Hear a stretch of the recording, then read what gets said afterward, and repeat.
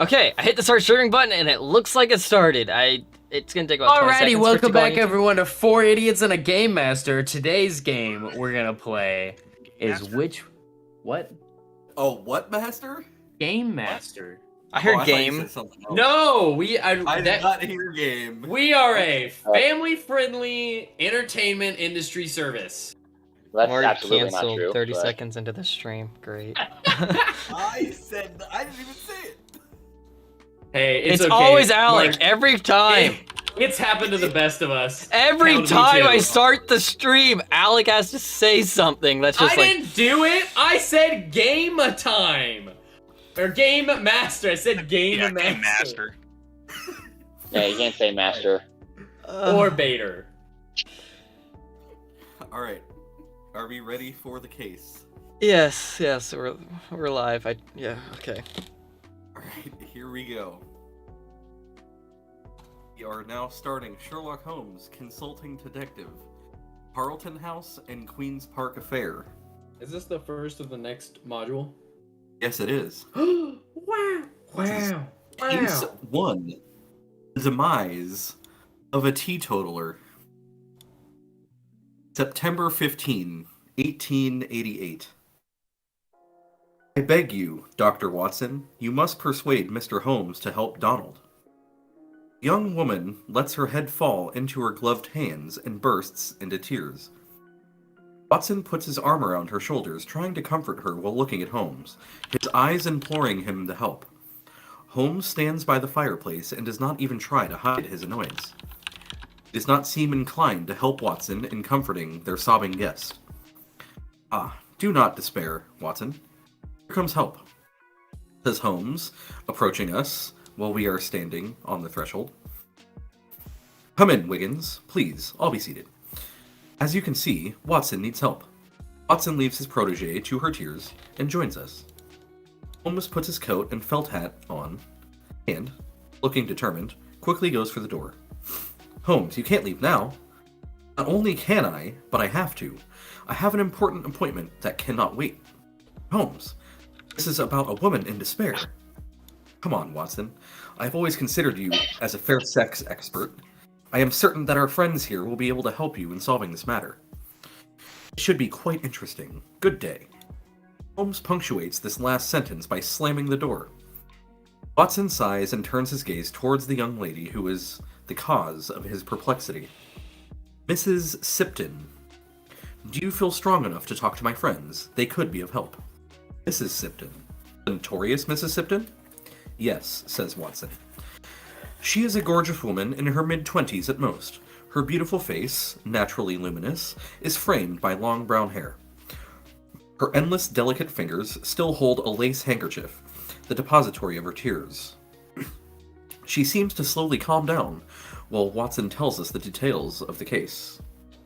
Well, let me explain. Around 9:30 last night, Sir Alfred Sipton, the tea magnate, was stabbed to death in the study of his mansion. Most of the family members and staff stated that they were either out or already in their rooms at the time of the murder. They could not provide any information on this despicable act. Cecilia, Mrs. Sipton, states that she was at the opera house when the murder occurred. For some reason, 2 men from Scotland Yard were on the premises when Sir Sipton was killed. They were the ones to hear him cry out for help. After they forced the study door, they found a man, Donald Stillwater, bending over the body of Sir Alfred, holding the knife that was planted in Sir Alfred's heart. The police have charged Stillwater with the murder of Sir Alfred and detained him at Old Bailey's. Mrs. Sipton raises her head towards us. Last night, I lost my beloved husband, and my best friend is accused of murder. I cannot believe that Donald has anything to do with Alfred's murder. Not for a moment. We have been friends since childhood. Did your husband and Donald know each other? Yes, Donald and I met Alfred together 6 years ago. At that time, we were both working at the Salvation Army. Alfred, who was very giving to the poor, made donations for the opening of new penny sit-ups. Donald and I were helping him to see this project through, and Donald is currently in charge of one of those homeless shelters as well as a soup kitchen. He will soon become commander. He... Oh, can't you see that he is not the kind of man who would commit murder? I assume that Donald denies being the murderer, but of course. What led the police to believe that Donald may have wanted to murder your husband? My husband was much older than I, old enough to be my father. He was, in his own way, a fine man. He was always kind to me and my family. He was a lonely man who needed someone to help him with his charitable works.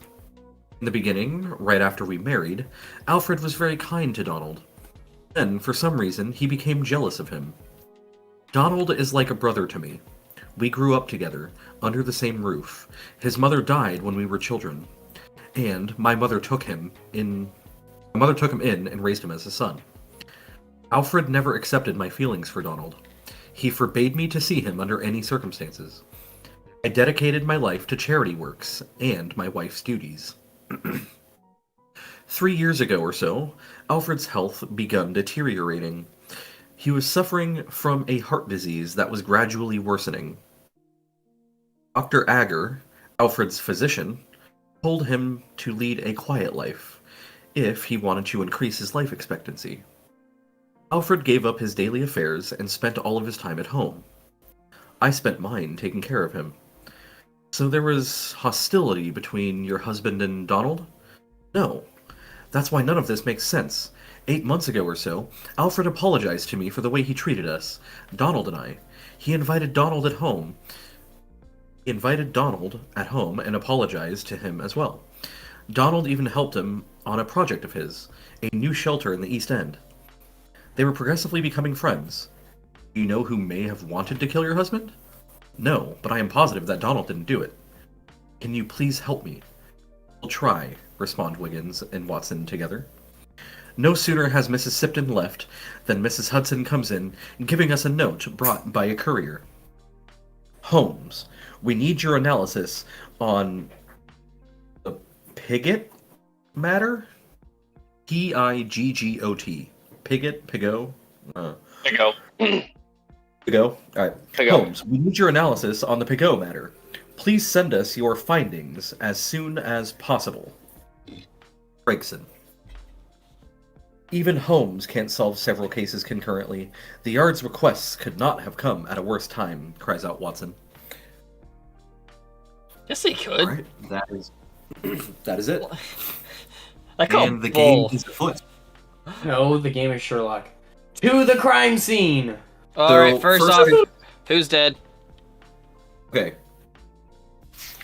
Dead person is Sir Alfred Sipton, the tea magnate.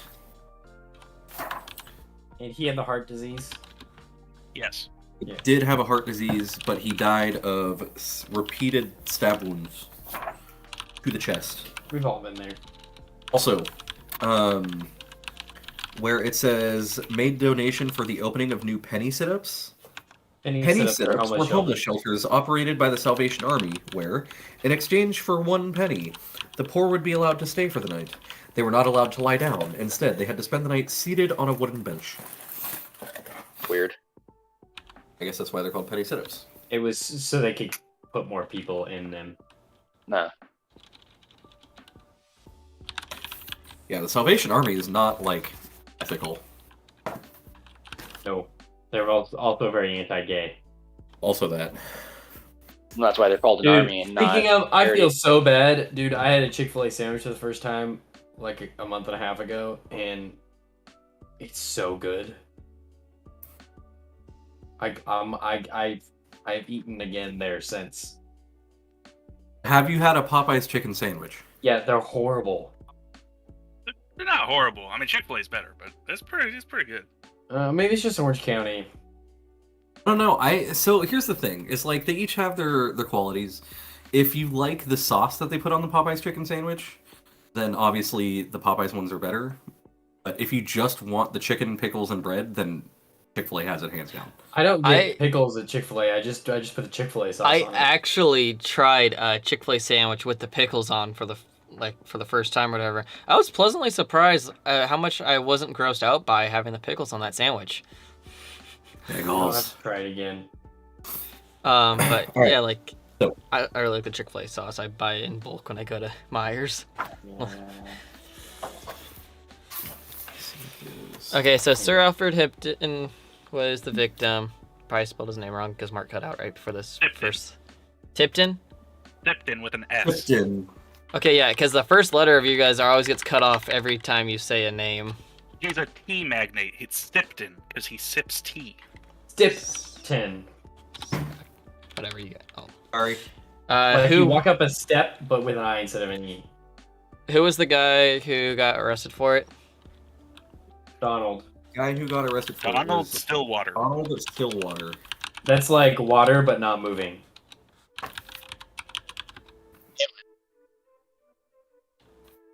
He was close family friend of the Of the guy who died, victim and the person who hired us, right? Or which brought- is the wife of the Cecilia man who Sipman.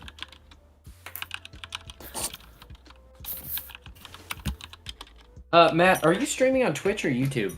YouTube. Do you have a new YouTube channel? Because it doesn't show that you're streaming. I'm on my. I went to my YouTube page and it says I'm streaming.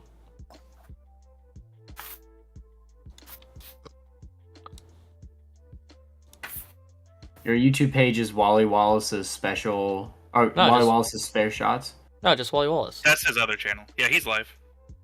Oh, maybe I just the wrong one. Did not come up. It's not D&D related.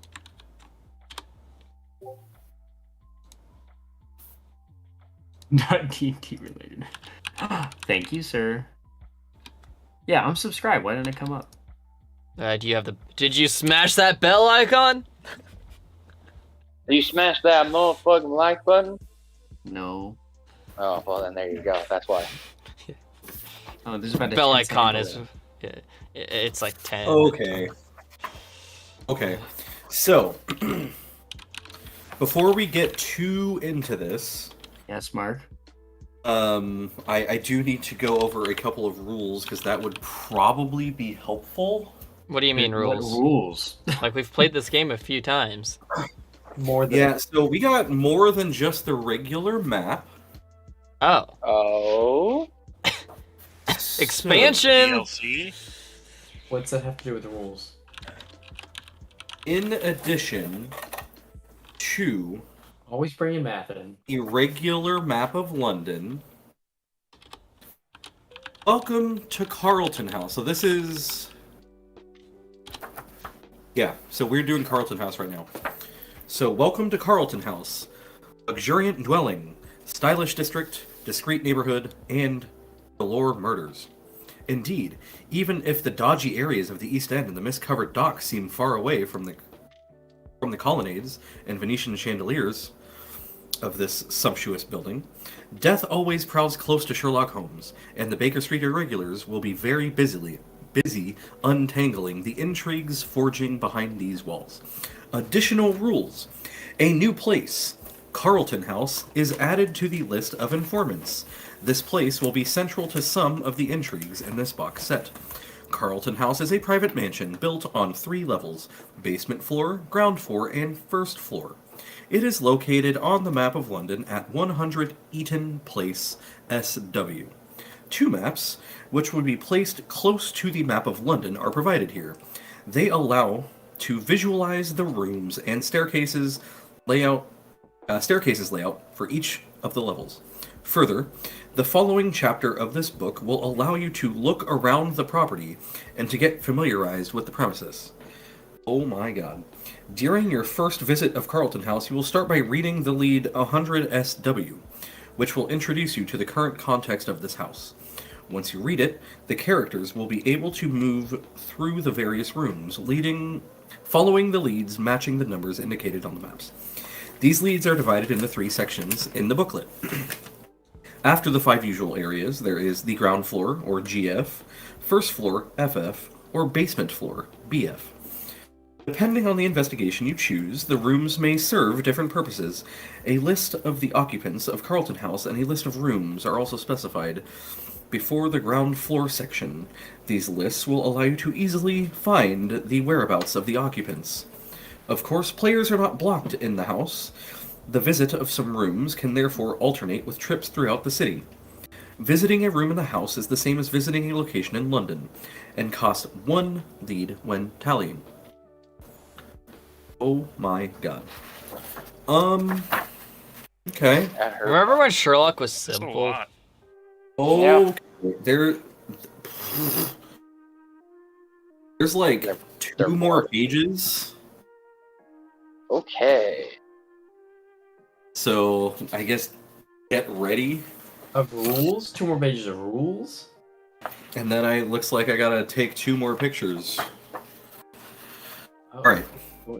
Is there a way to So- play without them? It Visit- says it's no. gonna be. It says it's gonna be crucial to some of these. Like, I don't think we can Yeah. avoid it. There's like no way out of this. Well, there is. I mean, yeah, we could save this for another night if we think that this is too much right now. That's up to you guys. I will give you the choice right now. No, let's It's a do it. lot. I don't know what Okay. it is. Have you played this before, Mark? No, Okay, that's That's not why- encouraging. that's why I am also confused. Is Corey there to help you, or is she in another room? Oh, she's next to me. Apparently, she is. Yup. She's what? Confused too? She is making powdered donuts. You're Relevant. I just What? looked over. She's covered in powdered sugar. She's eating She- beignets. oh, Damn. she's literally making powdered donuts. Okay. That sounds like a keeper to me, Mark. No, She's eating beignets. no. She's not really into Quidditch. Okay, I'm gonna- I'm going Hogwarts pants right through now, the actually. newspaper. Okay, well, there's still I'm 2 more also pages for me doing to that. read before we even like start the game. Can you like skim through it and then tell us the important parts?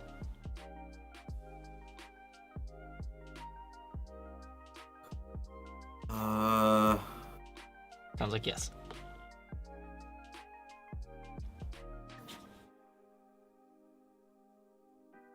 The Doorman's Lodge, GF50 and GF51, and the Marshall Forge, GF52, form on the right a kind of miniature Greek temple.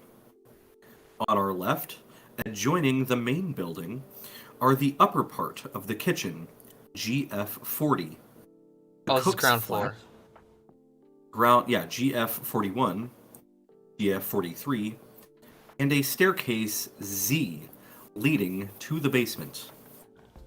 Z or Z is labeled on the map, which you can't see. You know I complained at one point during the last, or like maybe not the last game, but it was one of them about like, hey, when we go to like this one place that's like a hotel or whatever, we just happen to go straight to the one room that we're looking for. Yeah, this What you is get. this is what you not get, what I Matt. wanted. This is what you get. You wanted complexity? Well, here you go. Now you have to pay the price, right? Oh, we're getting complexity. Like this Yeah. one house that's like the size of the Russian embassy, or the Spanish embassy or whatever. It's smaller than the hotel across the Grosvenor or whatever hotel. Mark, does it look like something that's actually going to make the game super complicated, or is it one of those things that it looks like it's complicated, but probably after we understand it, it won't be that bad? I like it. It basically is just an additional set of maps that are just extra locations that we can go to. It's a sub map. Okay, so if we go, so it might just be like, Oh. we need to go. This is pointing us in the direction of the house. So, Whatever the like, clue if is, we might- need to go, if we need to go interrogate the cook, then we want to go to the cook's quarters. And if we can't find her in the cook's quarters, then we'll go to. you know, Okay, so it might just be like we might get to a place and it'll be like, oh hey, yeah. go. Like, You might want to go maybe- check out the house because he was really good with like the cook there, and then you just go to the house and talk to the cook specifically. Yeah, Hey, reading- Mark, Sir, we don't have a directory for this.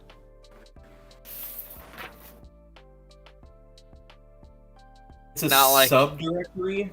I'm just saying. Yeah, but- Yeah, but like not like the Google Sheets thing you put together. I mean, if it's not, if it's like less than 150, then like Mark can just find. Yeah, no, because What we're this looking isn't for. a directory. So I do have a picture that I can send you. This just says noteworthy rooms. So here, I will take a picture of this page / Welcome to the Wally Wallace channel, where we definitely look ahead at what we're gonna do ahead of time. It's a good opportunity, though. I have to pee really bad, so I'll be right back. I honestly didn't think we were actually playing Sherlock tonight, to be fair. Yeah. What do you think we were doing? I I thought just you'd be didn't think we working. were playing. Oh, I thought you were working because you never said anything. me? Yeah, you. You've canceled a few times recently. Yeah, I've had really freaking long jobs, dude. Sometimes I have to drive all the way out to like Palm Springs. Last week, I went from Palm Springs to Hesperia, and then there was a fatal on the 15, and I was stuck there for like 2 hours.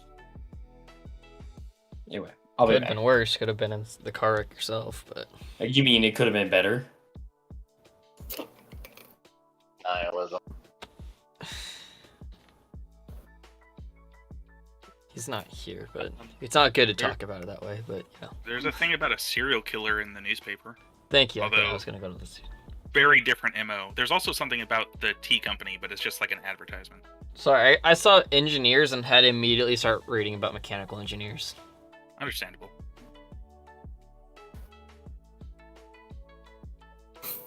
Yeah, the serial killer seemingly cuts off women's heads and then disembowels them, so it's a different MO. Okay. Yeah, a little bit. Could be interesting. Could be Jack Is the it Ripper. Jack? I was gonna say, yeah. But Jack didn't cut off people's heads.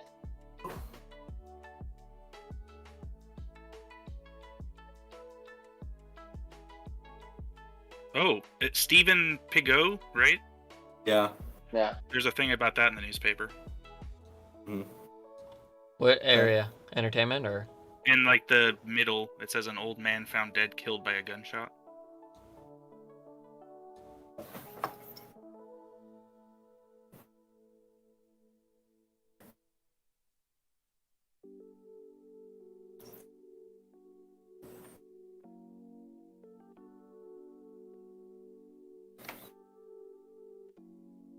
Oh, that's an interesting way of You guys. going out. So, do you want me to put these maps in the Dropbox? Yes. Carlton House.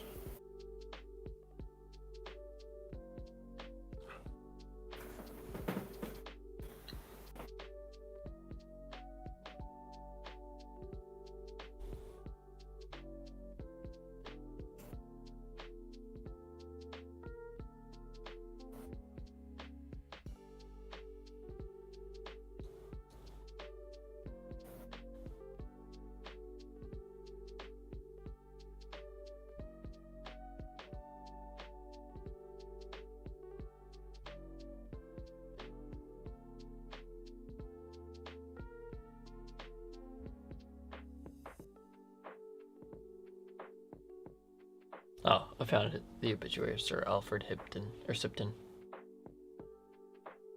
Yes. I'm back and with really important news. Okay. Orion's belt. Not close. Mark, my dad says feta. Wow. Okay. I'm telling you, man, there's like a 60% chance of it being a food item. It is. And the other Oh. 40% is just gonna be like Orion's belt.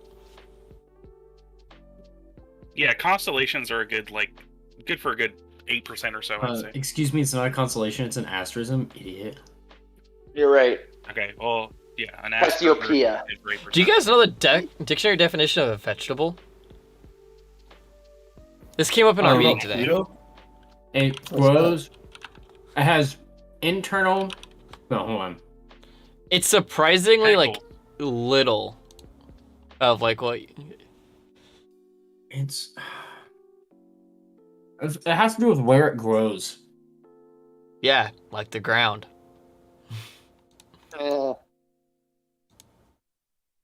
Now, what's the dictionary definition? Let me see if I can find it, because somebody found it, and it was basically just an edible plant that grows from the ground. Let me find it.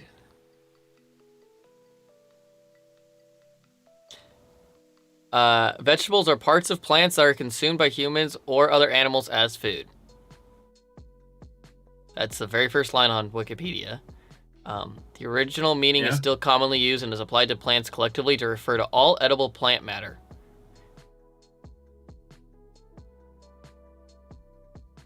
It may exclude fruits from foods derived from some plants, such as fruits, flowers, nuts, and cereal grains, but includes savory fruits such as tomatoes and courgettes. C-O-U-R. Wait, so tomatoes are vegetables? It can include it. It's like a rectangle square thing here, where like every fruit is a vegetable. Flowers such as broccoli and seeds such as pulses. But yeah, like it's basically like, you know, like the animal kingdom type thing. It was like you got the vegetable kingdom, but like not actually a kingdom because not all plants are vegetables. It's like pretty sure most. And who rules the vegetable jungle? That's the real question. Corn. Wait, is corn a Did you fruit? say porn? I'm uploading the maps as we speak. If someone wants to take out the time to change the name to The make bizarre them more botany accessible. that makes corn a fruit, a grain, and also kind of a vegetable. Yeah, I think corn kind of rules the roost. So are we going to be on this train of shenanigans, or are we going to play? I'm down for either. I was waiting for you to upload the stuff. I'm reading the obituary for Sipton. I'll rename these things. Yo, how's 40K?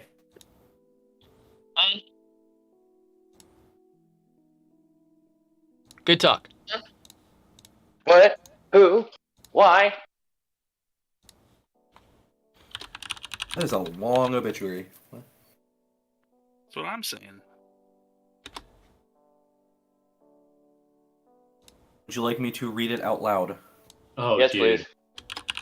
Okay. Oh, how Yeah, long is it? I can't be bothered, so go for it. Obituary. It's not Sir that. Alfred, or unless Cameron, you want to do the honors, it's up to you. No, go for it. Cameron, you read it. Mark, did you send? Is it just 2 pictures? No, it should be 4. Why they look the Then same? Basement map, first floor map, ground floor map, and then Oh. the directory. Got it. yeah, Carlton House staff, I guess, household staff.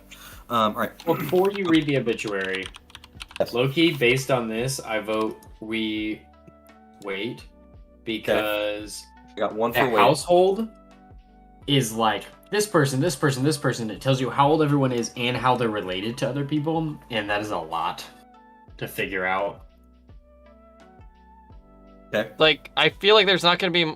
What, you think it's just gonna take too long tonight? Well, like we could just figure this thing out first. To be fair, like there are more locations, more places, based on just the fact that there's a whole mansion that we get to explore, and it is already 8:30. So, like, I'm down for either way. It is totally up to you guys. But I have one for wait. Joe. I say we play. I say wait, because this is a lot of information that's just whoa. Cameron. Okay, so I guess Corey has to be tiebreaker.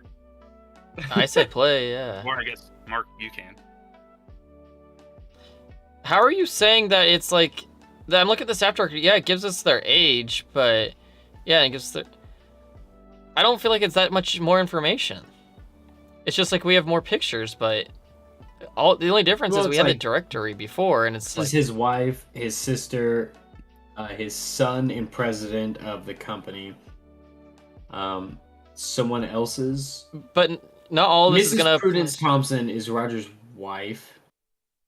Who's Roger? Oh, Roger Thompson. It's just like a whole family tree.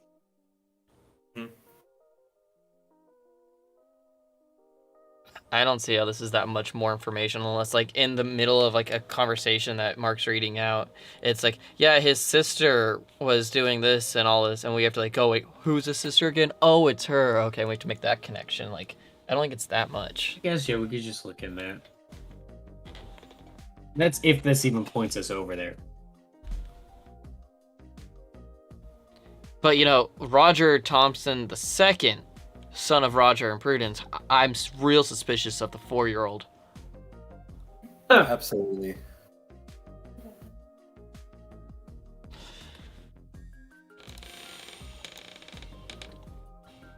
Yeah, So like, are we? there's a lot of detail, but I think it's fine. So playing or waiting? I said- can play. How long did it say this one's supposed to take? It doesn't. It only said in that one case that it was supposed to take longer than normal. So this one isn't supposed to take longer than normal. It doesn't. It didn't specify. Well, it's also They a said new, it's implied. it's a new expansion, so it could be like they all are slightly longer. All right, obituary time. Or shorter? Okay. Obituary. Sir Alfred Sipton, the renowned tea magnate, died yesterday evening at his home at Belgrave Place. Although he had been lately critically ill, Sir Alfred's death is felt as shocking, as obviously it was not due to natural causes. The deceased leaves behind a spouse, Cecilia, born Harbuck, a brother, Lester Sipton, of Isgarth, Asgarth. and a sister, Mrs. Agnes Thompson, of London. The story of this man's extraordinary rise from modest origin is well known, just as everyone knows how much he is praised by all the poor he helped through his charities, and more specifically through the Salvation Army. As a child, Sipton was, he used to say, at least, rich of having parents at home who always provided him with the guidance for the best. However, perhaps even more importantly, it is as a teenager that he learned that generally those who are bright and strong are the ones who win the race. His father, initially an Irish sharecropper, came to settle in Glasgow, where he worked in a warehouse, then in a paper mill, while his son was still a child. At the age of 9, Sipton started working in a paper shop. He earned 25 pence a week. Then he held down various jobs before leaving for the Americas at the age of 15. There he learned other crafts before returning to Glasgow at the age of 21. It is then and there that with £100 he established his first grocery, and it is then and there that his empire was born. He was a hard-working man, and he often worked from 8:30 a.m. till 11 p.m. From this grocery, Sipton created a store chain throughout Scotland and England. Stores supplied by his own slaughterhouse, his own tea plantations, his own canning factories, and his own coffee roasting factory. Sir Alfred, who was made knight in 1878, was a great friend of the poor, more particularly in London, where, thanks to his generosity, soup kitchens and refuges for the necessitous were created in the areas for the most underprivileged. He also generously donated to several hospitals. It is tomorrow that the body of Sir Alfred Sipton will be taken to his last home at the Kensal Green Cemetery.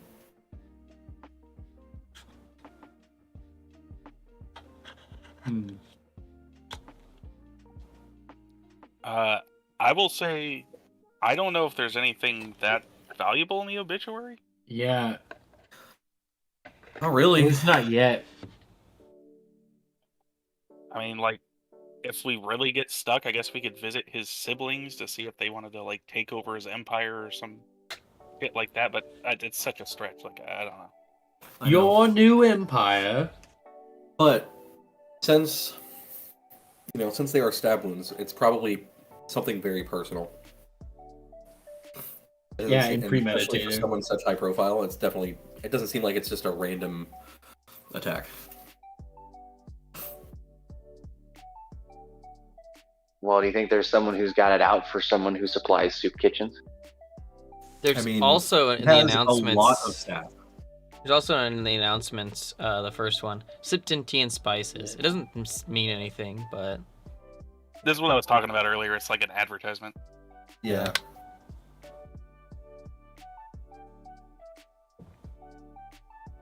There's also the possibility that somebody was trying to frame Donald specifically. Yeah, that's what I'm wondering. That or something that he needed to die because it was time sensitive. maybe he wasn't sick over time. Like he was just being slowly poisoned, and it wasn't like taking its effect fast enough. So they're like, "Fine, I'll do it myself." And then they just stabbed him multiple times in What the would that chest. accomplish other than just killing him? Like, if he had a will that was, hey, if this person dies of natural causes, then there's a payout of this much to this person. Like, obviously, stabbing him makes that forego anything. Or maybe that's the reason why he was stabbed, is so that way that payout doesn't happen. Or maybe he was changing his will, and they're like, "Well, he needs to die before he changes his will and write somebody out." Yeah, I don't think It's we're getting possible. anything from the newspaper in this one though. Not this time around. No.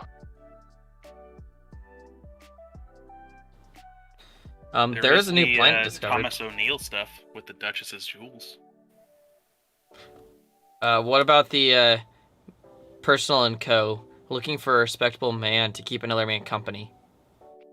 Yeah, I saw That sounds one. gay. Okay, Joe, we don't say that out loud anymore. We said Nothing wrong with it. Nothing wrong with it. Well, that's gonna make this next week's episode of our read of the producers very difficult. Sherlock, Nah. Sherlock is like this very famous, you know. Wait! Mark, I hear you whispering right now. Does Corey not know who Sherlock Holmes is?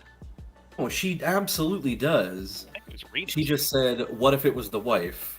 So I said, why would the wife come to, like, the most knowledgeable person in London to try and solve the murder of her husband if she did it? That's the most because- Moriarty level That move. is very bold. Unless Yeah, but so bold. she's the one that sent the message about the Pigot incident because she knew that Sherlock would leave and she'd be stuck with Watson. So it's all just a ruse? Dude! It looked like she turned to Sherlock, but That knowing is that he the would be busy. boldest strategy I've ever heard. I love It's it. so Save it bold, for it now. might just work. Yeah. Okay, so you guys think Scene of the Crime is probably the best place? Or Yeah. did we even get Scene of the Crime? No. It said I'm supposed to house. read, what, 100 something something?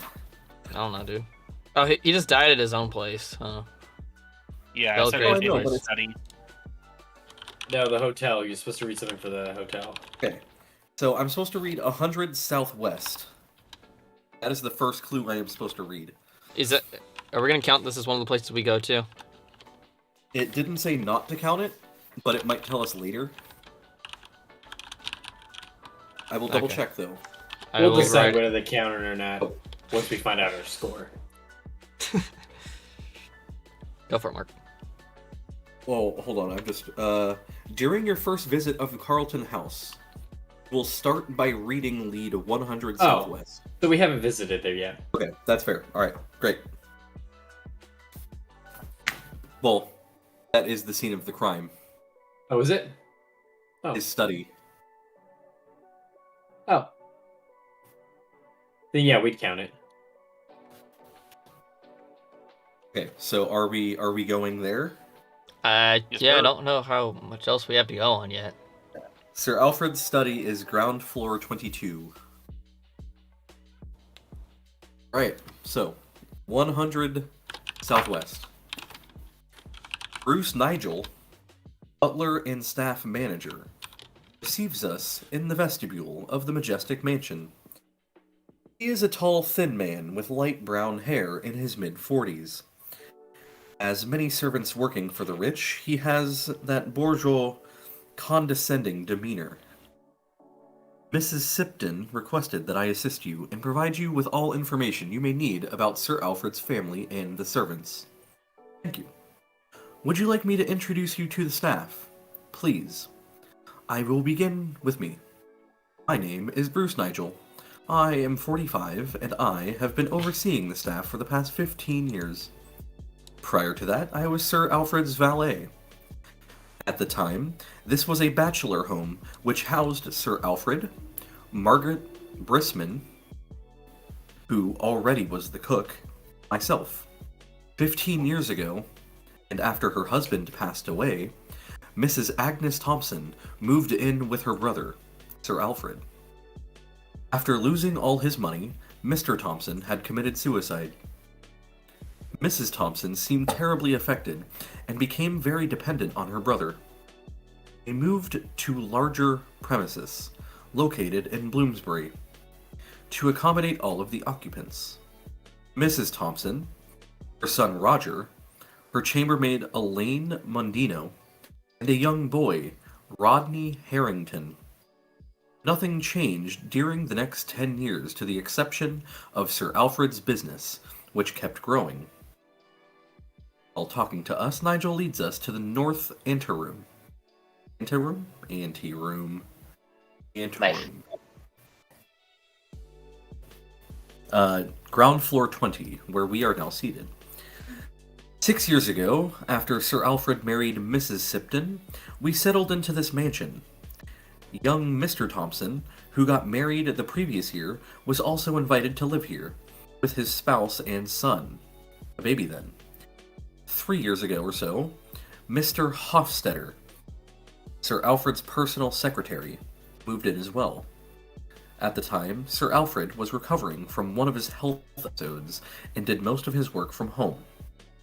Mr. Thompson, who worked at the Sipton Teas Company since he had graduated from Cambridge, took leadership of the headquarters. So now you know who the members of the household are. Oh, I almost forgot about the little one, Roger. He was born here 4 years ago. Any questions? Are there any conflicts amongst the family members? We understand from Nigel's sore expression that he finds our question unbecoming. Mr. Wiggins, the wife of the late Sir Alfred asked me to talk to you and answer your questions. I am doing so in the hope that you will uncover the truth about my master's death.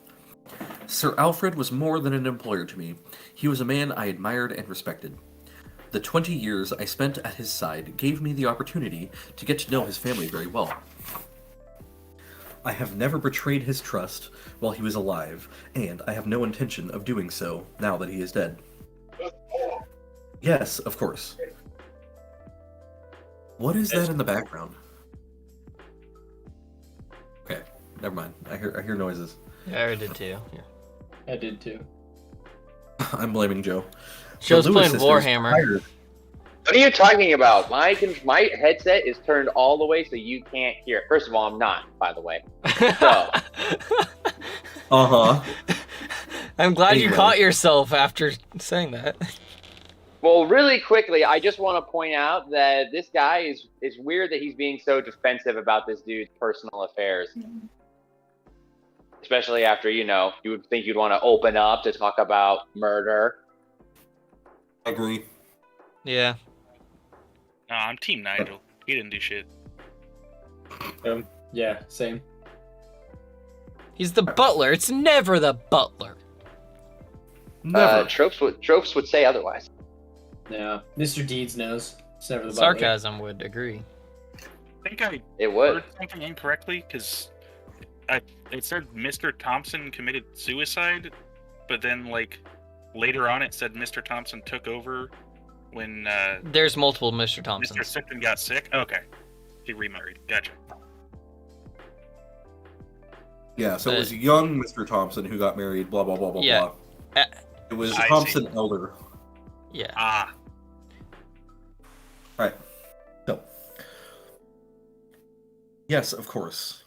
What can you tell us about the staff? The Lewis sisters were hired when we moved into the mansion. Generally speaking, they work well, but are not very serious. They spend their spare time in music halls in company of young men whose intentions are crystal clear. Very little honorable, and most certainly very welcomed. The Stropes came with this mansion. Mr. Strope was the gardener of the previous owner, and Sir Alfred kept him and his wife. Good staff members, good workers, both of them. They are currently in the south, and are not expected to be back before the end of next week. Miss How Dell... convenient. Miss Dell... hyphen... Olio? The Mildred governess Delolio. Miss Dell Olio, the governess of the Thompsons, reports directly to them, and therefore does not work under my orders.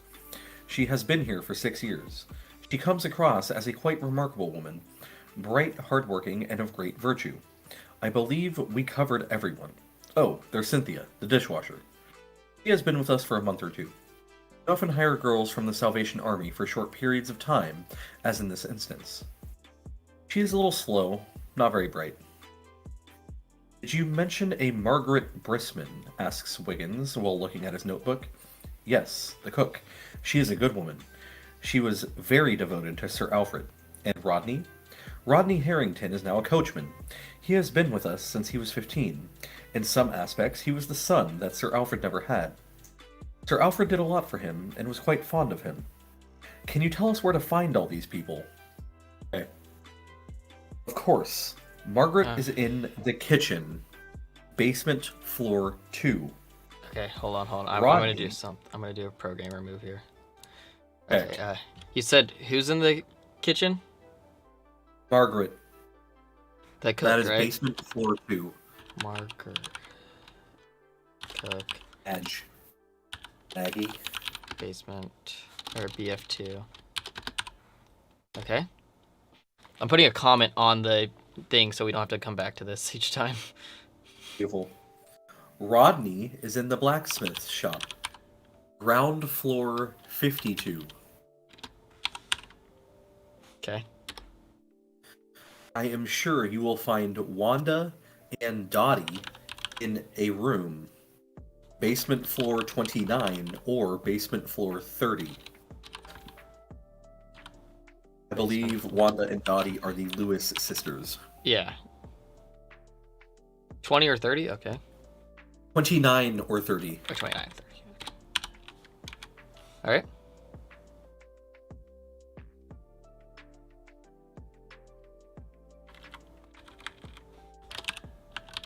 Miss Del Olio should be in the nursery, ground floor 15, with the Thompson children.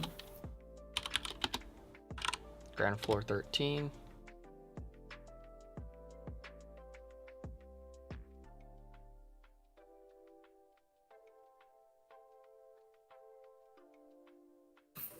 I have no idea where Cynthia is, but Margaret should know. Mrs. Agnes Thompson is probably in her bed chamber. First floor 19.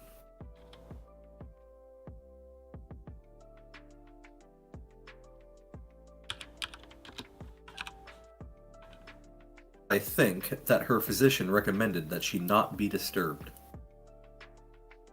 That Sure he was... did. Who was there? Mrs. Agnes Thompson is in her bedchamber, first floor 19, but I think that her physician recommended she not be disturbed. She is deeply affected by her brother's death.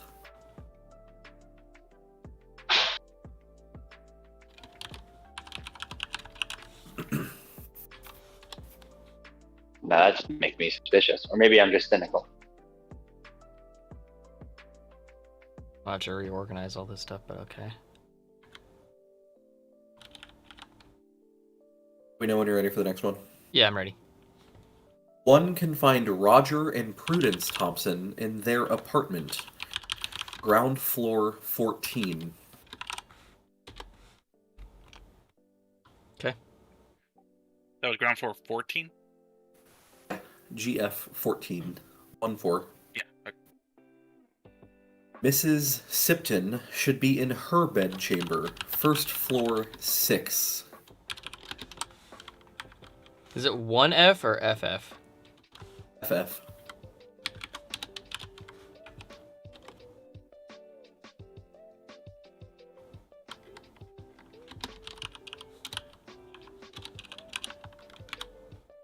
Okay.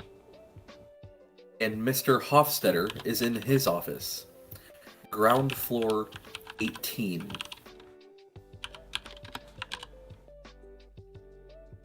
Any more? Nope. Okay, I'm gonna rearrange these real fast. Let me know when you're ready, and I can start reading again, because there is more.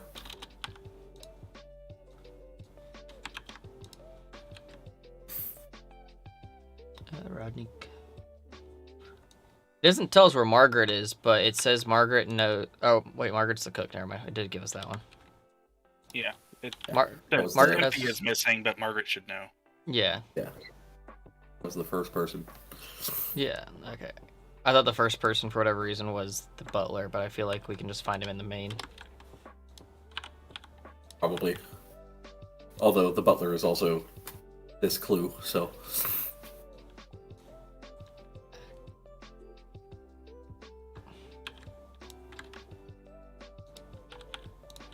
Now, where is Sir Alfred Sibton?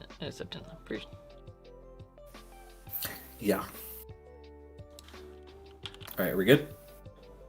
Yeah, pretty good. What's that? Yeah. Did I forget anyone? Miss Mondino? She should be in Miss Agnes's bedchamber now. Miss Agnes Thompson's bedchamber now.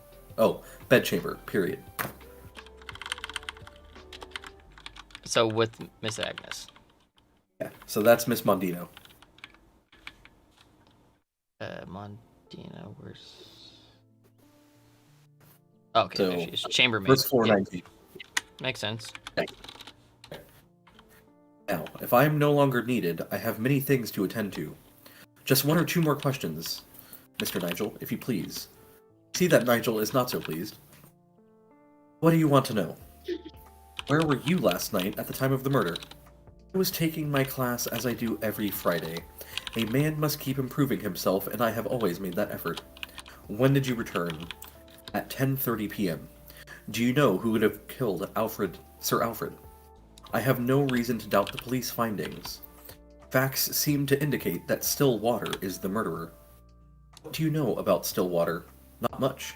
He had dinner here several times with Sir Alfred and Mrs. Sipton over the past 6 months. He seems to be an excellent friend of Mrs. Sipton. Do you know anything about the whereabouts of anybody last night? No, I don't. I must get back to work now. Good day. Oh, Mr. Nigel, would you please give us the name and address of the school you attended last night? London School of Commerce, 48 York Road, Southeast. Nigel turns and walks away. I kind of trust this guy. I don't He trust has him an either. alibi, man. Yeah. Which That's what obviously it we're is. going to go to, and he was totally there. I still don't trust him. Mm-hmm. Well, I'm saying, yeah, I trust that he went there. I trust he probably knows something about this that he's not telling us, but, like... Yeah. Look, man, if his name was like Chives or something, I would think he's up to some skeevy shit. But Nigel, you can trust. Nigel.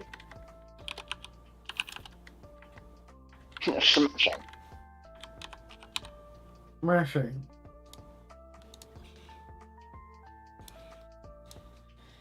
Alright, so do we go to the study?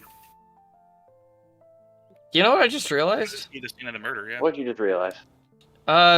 Let's see. Rufus Hofstetter. He's probably in his office where noteworthy rooms directly below everything I just wrote down. Like, it does have some of them that are different than what he said if we're looking for the specific people, but... If it makes you feel better, I also wrote all of that down for probably no reason.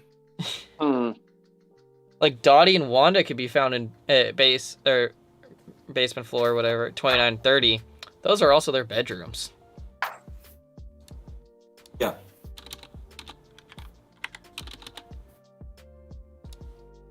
New map, who it is. Pretty much. Okay, So so what are we doing? we're Your study definitely time. counting that as a Study. place we went to.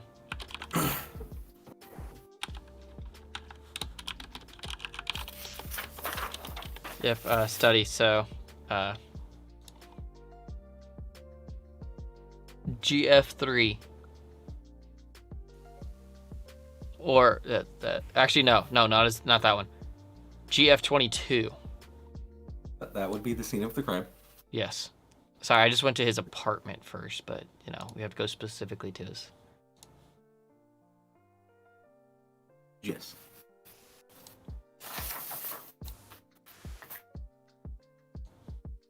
Alright, so all in favor, scene of crime? Yeah, still Scene of crime. scene of the crime. Aye. What are you doing, Alec? Scene of the crime. Okay, I didn't know if you were doing something. Okay. Ground floor 22. We enter the crime scene, Sir Sipton's study, adjacent to the blue sitting room. When entering the room, we examine the door between the study and the sitting room. The door that was forced by the police. When forcing it, constables loosened the screws holding the door's copper bolt. To our left, there is a wheelchair in front of a large fireplace. On the floor, in front of the wheelchair, we see the chalk outline, which marks the place before last, where Sir Alfred rested. A dreadful knives collection of 50 items, from all styles and eras, is hitched to the wall opposite to the fireplace. The empty silver sheath of Persian origin, ornamented with gems, indicates where the knife was taken from to end up in Sir Alfred's chest. It is placed in the center of the collection, approximately 5 feet above the ground. Now, we proceed with the examination of the 2 French doors that open to the porch. One is closed from the inside, while the other has broken glass at the latch door level. There's a shattered glass on the floor. That's the end of the clue.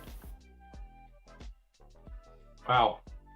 So, Okay. It doesn't Well, tell us here- if that glass was like towards a large living room, ballroom, or the office. It just says, it's here. It's broken. Well, I assume because we're in the office, when it's well, saying it's it's telling on the us that floor, the glass it's is on the shattered floor. in, not out.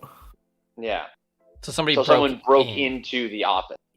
So it's either someone broke into the office, or they tried to cover up where they actually entered from.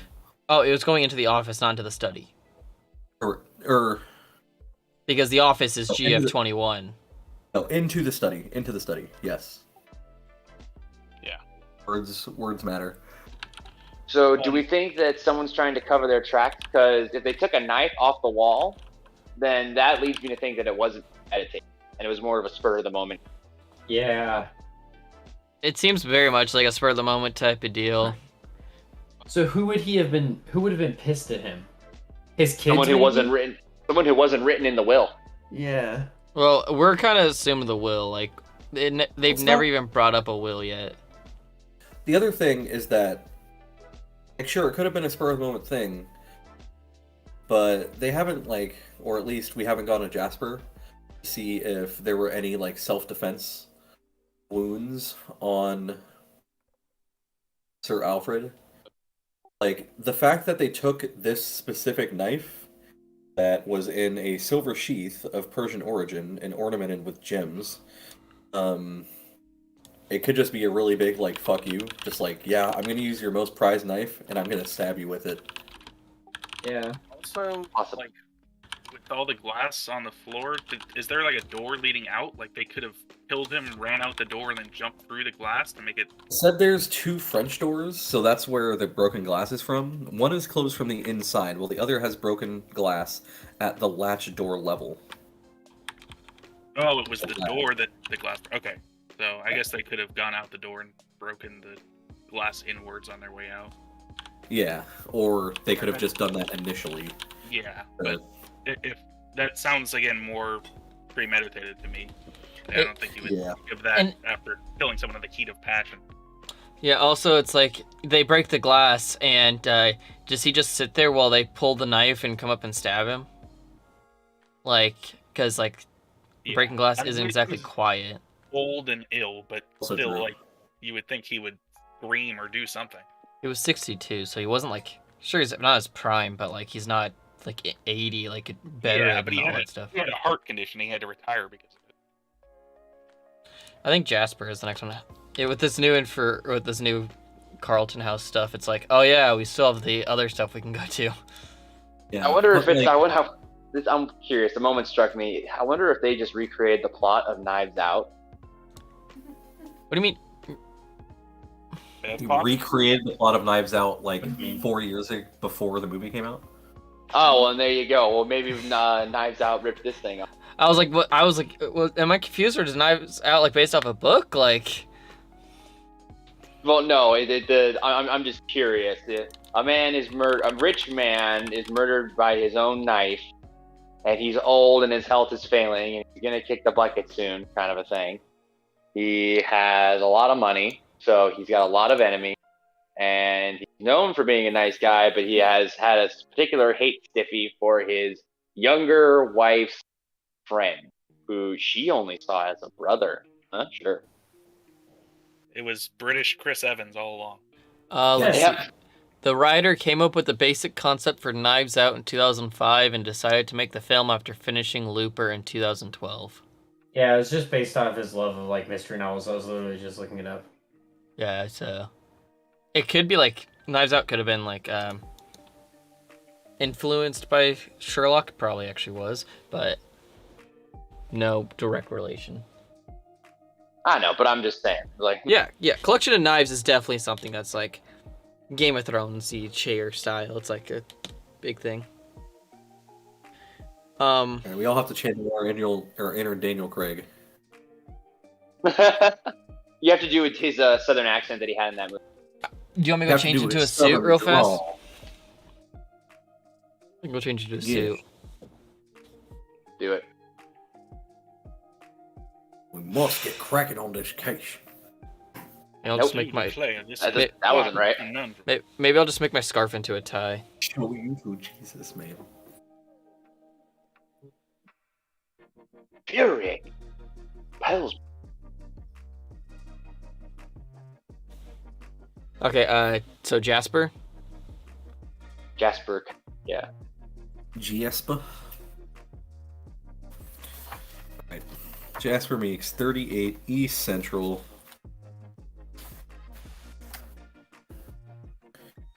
Right.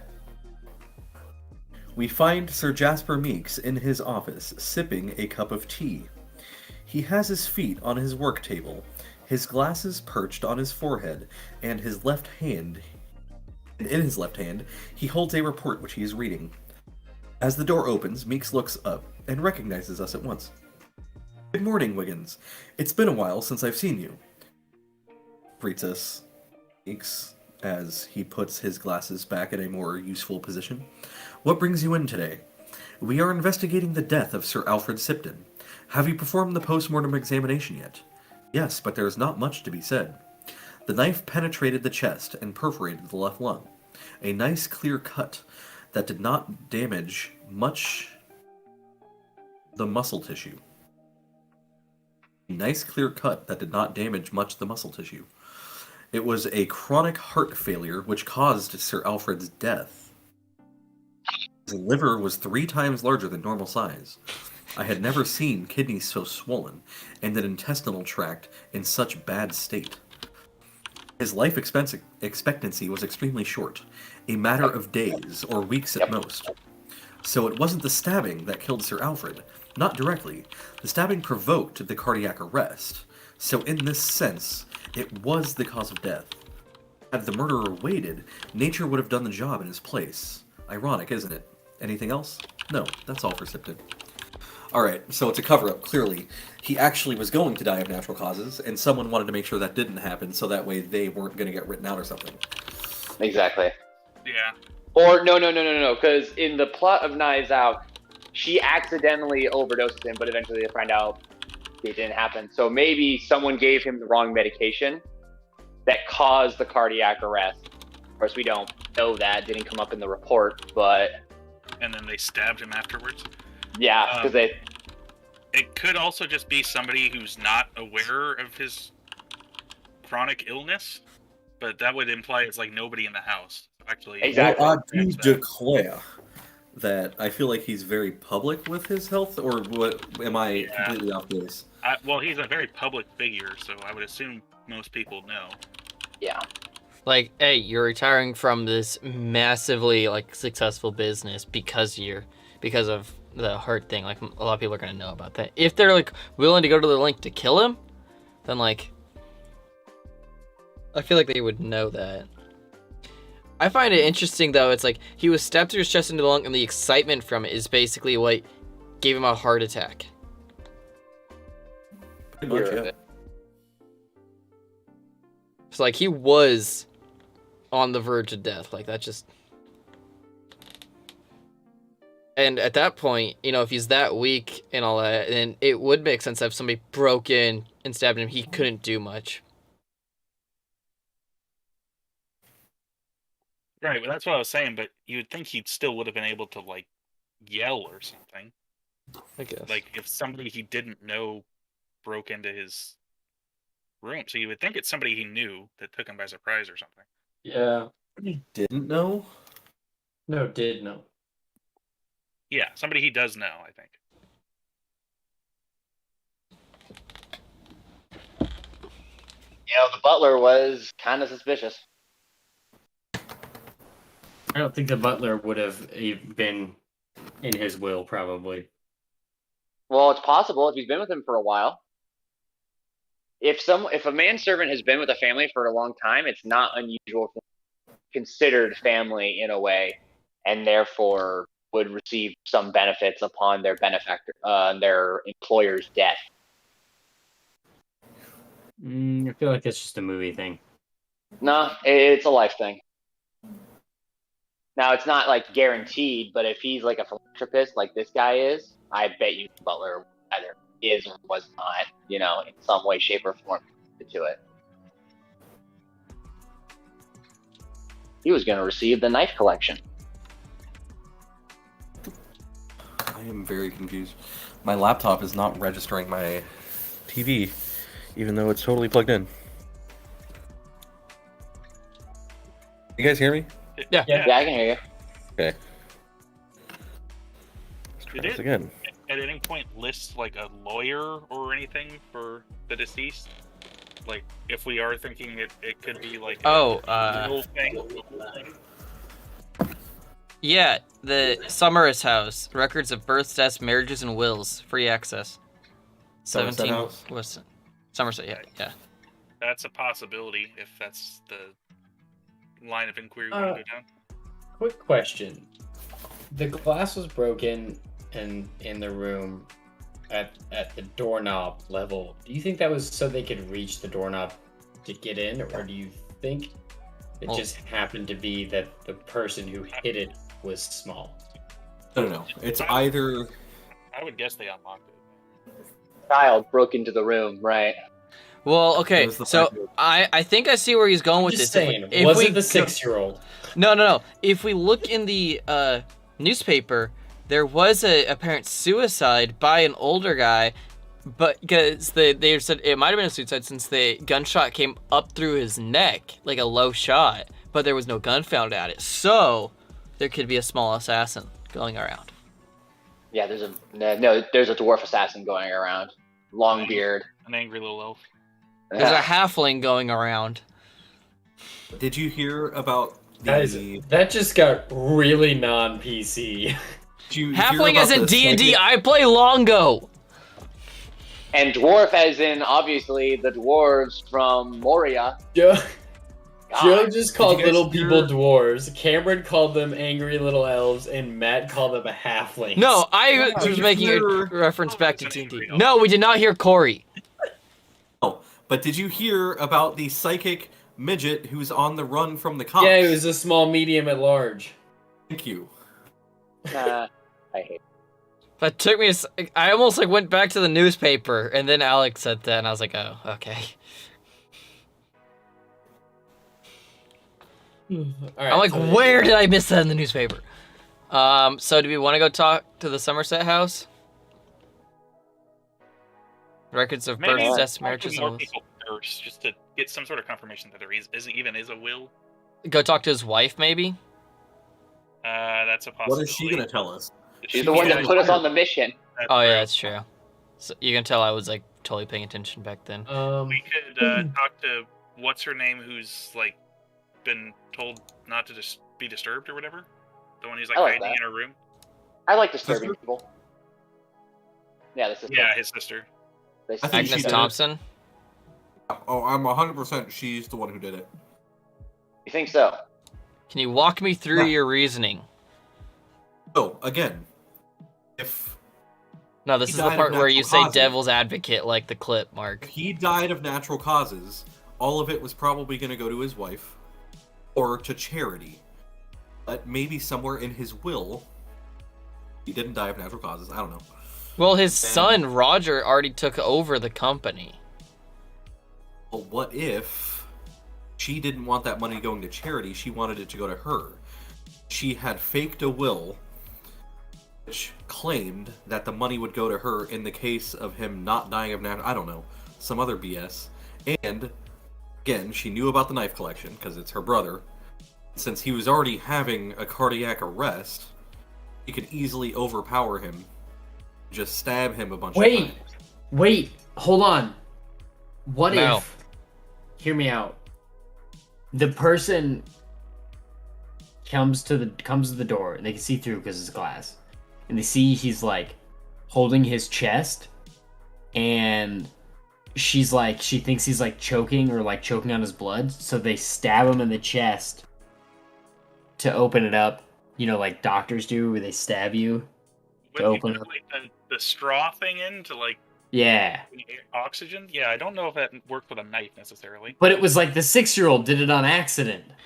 What Thought he's 6-year-old like even knows that? five. Wait, Stab hold on. you. What year is it in this thing? 1901 or 1888? Sorry. He's a smart four. cookie. Did they? There's a What is it? 4-year-old, a 6-year-old. My point is, Corey, what year did they come up with that procedure? I definitely know that right off the top of my head. Thank you, Janelle. Can you please tell me the answer? My guess is going to be 1927. Corey, do you at least know the name of it? I'll look up when it was. I have a question though. If it was his sister, wouldn't she come from inside the house, not the door outside? It wasn't outside. The living. If you look at the map, both the office and the large living room ballroom are both connected, and the anteroom, sitting room. They're all like I see. inside still. Like this thing only has windows to the outside, except for the porch, but I don't see any doors. I think Mr. Orange did it. Uh-huh. I think it was Mr. In the Green in the library. green room with poison. Well, we know they did it with the knife. I stand by my statement. And we know It- where they did it. So like really, we could all guess somebody different and have a chance at getting it. But either his wife or his son, or not his wife, his sister or his son, we should go talk to. I say the sister, I say even the though we were told not to. Fuck them. She is in the other study, Maybe she could be his family. first floor. We are currently 19. ground floor 22, correct? I thought it was first floor 22. Or no, sorry. Yeah, ground floor 22. Her thing is Wait, on some the higher floor. My bad. Yeah. So, yeah, ground floor 22. There are two... There's like 4 doors into this place, but I think that Yeah, so because you which said one are that, There's 2 French doors. I think they have Where to be does going to it- the ballroom. Eating. I think Ballroom? since it says 2, I think it has to be going to the ballroom. It's gotta be the ballroom. The ballroom's the only one's gonna have ornate doors like that. You're not gonna have your French doors going to your office and your sitting room. No, I'm on board. Somebody would have to come from like the library. It says examination of 2 French doors that open to the porch. Okay, that's what I Oh, thought. okay. They- So the That's- French doors are in the office. That changes a lot, actually. So More or then, less, who cares now, about- suspect number 1 is the gardener. dreadful collection of knives. Well, anybody could just walk up, apparently. What if it was the whole staff? Where How the many heck You times- implied to kill him. How many times was he stabbed? Multiple. Yeah. Once for She each said- staff member. Oh, did it you just be saying it's like multiple? the... Oh, are you saying... What's that movie that was just like on the train or whatever? Murder on Death on the Orient Express. We're on the Orient Yeah. Express? Yeah. Yeah. We all knew it except for Matt. I couldn't Well, think of the it name was of the movie. everybody. There's-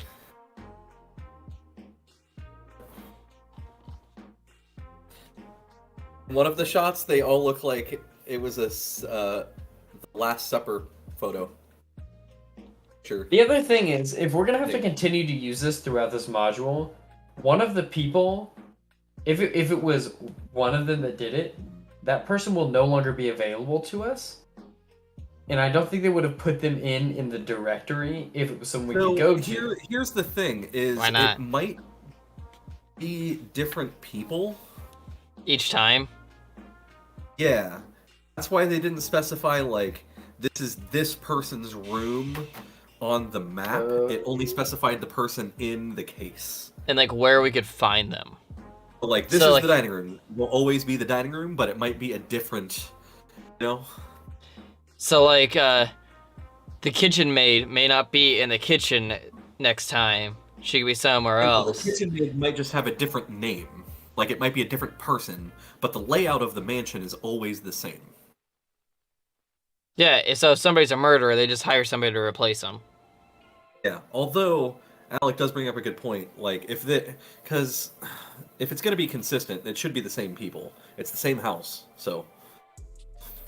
It should at least be the same staff.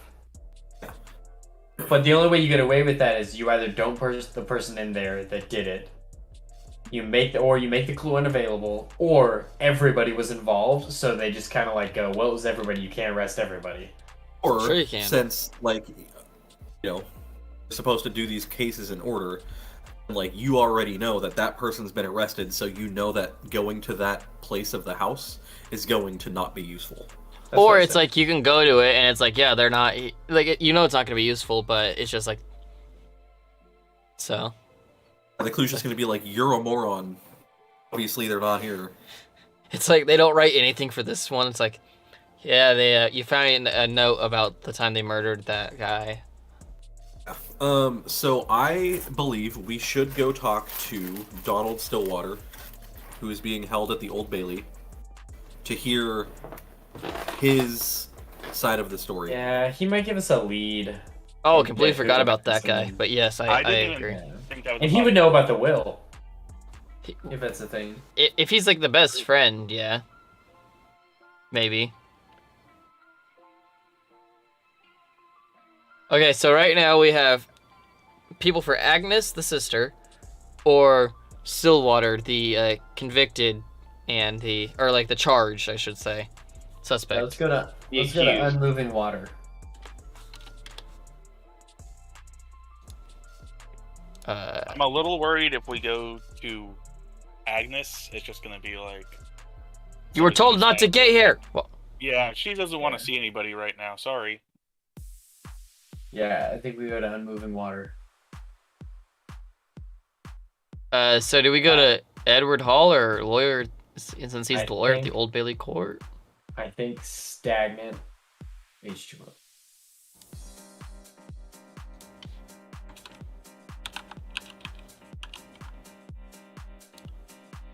Okay, Old Bailey is 36 EC. Yeah, that is also Edward Hall. Okay.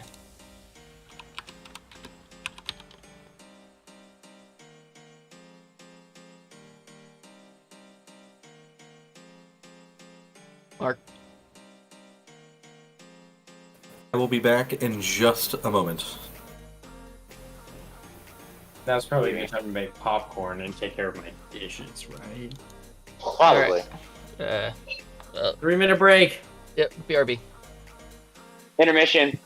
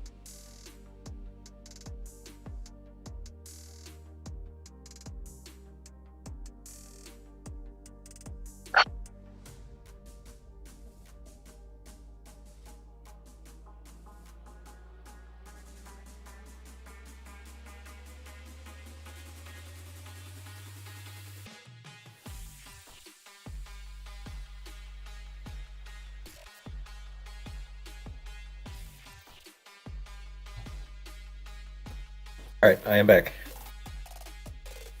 He's back. The other people are taking their 5-minute break right now.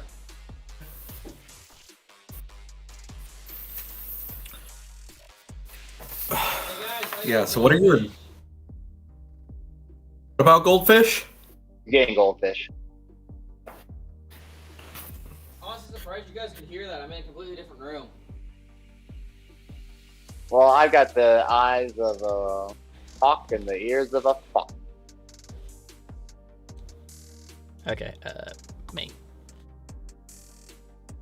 And that intro.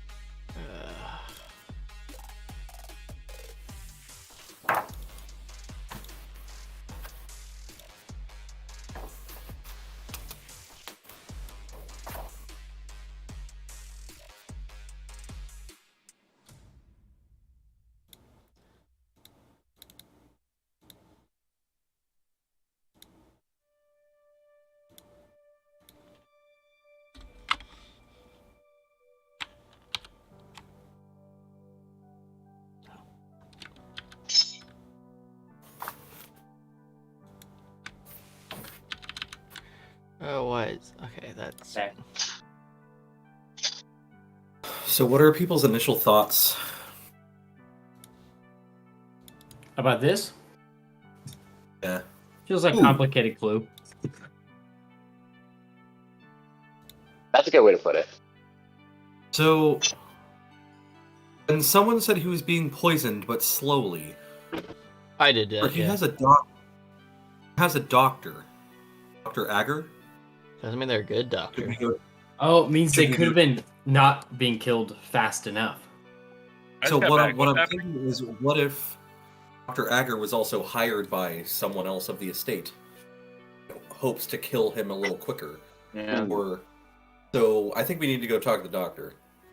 Well, I think we need to talk to the doctor, and I think we need to talk to... Let's talk to Thomas Bendilio. Stillwater. Hey, I just got back. What happened? So I was... Banana and a So, tailpipe. someone had mentioned that like, he was being poisoned slowly, and that they couldn't wait any longer, so that's why they just stabbed him. And so I was thinking, he had a doctor, Dr. Agar, was supposedly looking after him. So what if this Dr. Agar was poisoning him through his medicines by just slightly giving him too much dosage daily? So I'm wondering, we should probably go talk to this doctor as well to see if he is suspicious, or if not, what he had Sir Alfred on, or what treatment he was actively doing in order to get better, or at least prolong his life.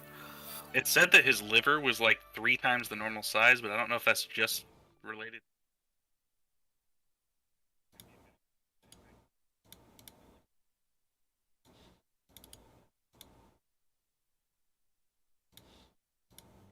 I Agreed. can agree with that.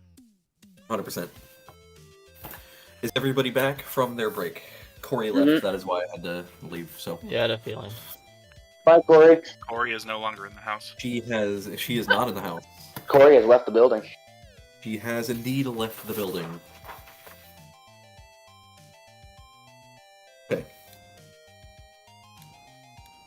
So, are you ready to dive back in? Yeah. Right. Yeah, I'm so back. the Old Bay is 36 East Central or West Central?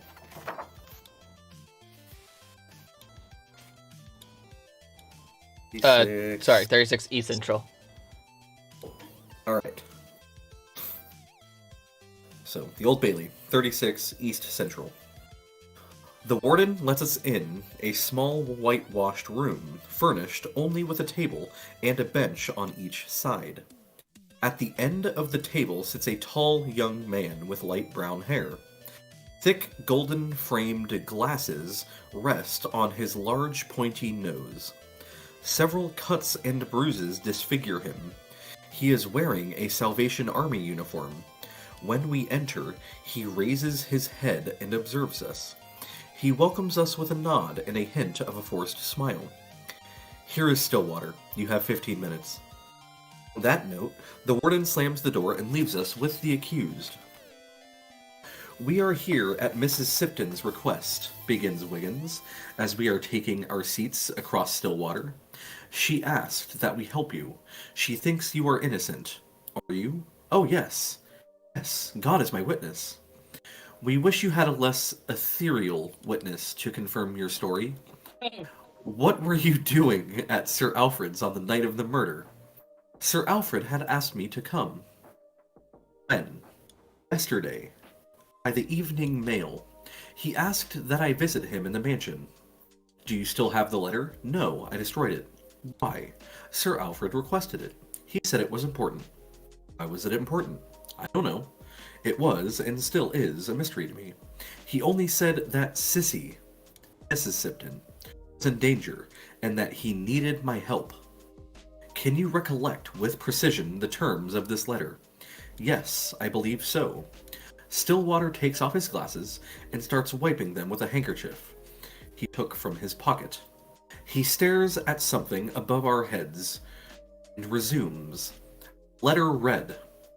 Donald, I must see you tonight. Cecilia is in danger. Make sure no one sees you. Go to the park through the garden entrance. Enter my study using the porch door. I will leave it open. Be here at 9:30 p.m. I am counting on you. It is important that you destroy this letter. Was signed, Sipton. Stillwater puts his glasses back on and looks at us. That's all I know. None of this makes sense to me. I don't understand what happened. Was Sir Alfred in the habit of calling on your help? No, Sir Alfred was not the type of man to ask for anybody's help, but he was dying. These past few months, he had been kind to me and had invited me over several times. He was worried about Sissy's future, what would happen to her after his death. I promised him that I would watch over her. So you have no clue as to what danger Sir Alfred was referring to? None. It was the first time I would have heard of it. Tell us what happened on the night of the murder. I arrived by the garden entrance as he instructed me, and I crossed the lawn heading for the porch. I saw a dim light in Sir Alfred's study. I went up to the porch door, which was ajar. As I came into the room, I heard the clock striking the half hour. I called Sir Alfred softly. It's funny how one tends to lower one's voice in dark places. The answer I got still gives me chills. I heard Sir Alfred scream, "Murder! Murder!" Then there was a cry of pain. At this stage of the narrative, Stillwater's body shakes. He wipes his face with his handkerchief. He takes in a couple of deep breaths before resuming. I ran to where the cries came from. In the darkness, I could only perceive Sir Alfred's silhouette, crumpled in the wheelchair. He was still alive when I arrived next to him. He was trying to remove the knife from his chest. I lifted him up from his chair, and tried to make him comfortable by lying him on the floor, when the door opened suddenly, and two men came running in. They grabbed me and twisted my arm. I had removed the knife from Sir Alfred's body, and they were trying to take it away from me. I didn't know they were the police. I was trying to reach for the door, but they knocked me out. Then I remember I was brought into Scotland Yard, where I was charged with murder. Is this how you got all these cuts and bruises on your face? Yes, I tried to flee through the porch door. Please remember, I thought these men were the murderers. When one of them grabbed me, I hit the ground, and it was the broken glass next to the door that cut my face. That's the last thing I remember. Did you see anybody else than Sipton, when you entered the room? No, the room was plunged into darkness. I did not even see Sipton until he cried out. I saw nothing, I heard nothing. At that moment, the room's door opens and the warden comes in. Time's up. Come on, Stillwater. You must get back to your cell. Shortest You 15 might have done minutes of it. my life. You might have done it. Or the person who sent him the letter was not actually Alfred. Like that, Yeah. the murderer sent him the letter to frame him. See, that thought occurred to me. Yeah. Read this well, letter, Stillwater burn the just sent letter, the so there's letter. no evidence of it, and there's only your word. Then, shows up, the murder's already been done, and the cops are right there to arrest him already. Plus, No.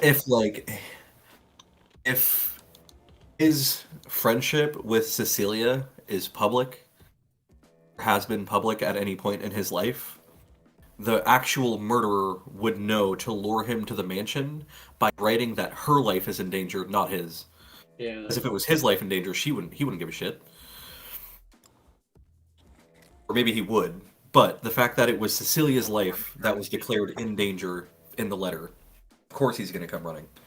Well, also that you're supposing that it's someone that his public that their not affair but their relationship is in the public light. So it could very much be that it's someone who knows of their fondness for each other. Also So it true. could be someone inside the manor. Do we know who called the police? No, we don't. They were I mean, all we I think on the these scene. were just guards that were within the house. Sorry, go ahead, Cameron. Oh, I was just saying, yeah, they were already on the scene, like before the murder happened, supposedly. They came bursting in. So Someone called the police saying, "Help, help, there's a murder," right after they were murdered. Or, probably when the dude walked into the house. And then they called, said, "Help, there's a murder." Knowing that curious thing for me is, unless I'm wrong, no one has told us the names of the two policemen entered the room. Yeah. So, Oh. just a thought occurred to me as I was writing notes and stuff. Could it have been a suicide? No, I was stabbed too many times. Some reason, two men from Scotland Yard were on the premises when Sir Sipton was killed. That seems very suspicious to me.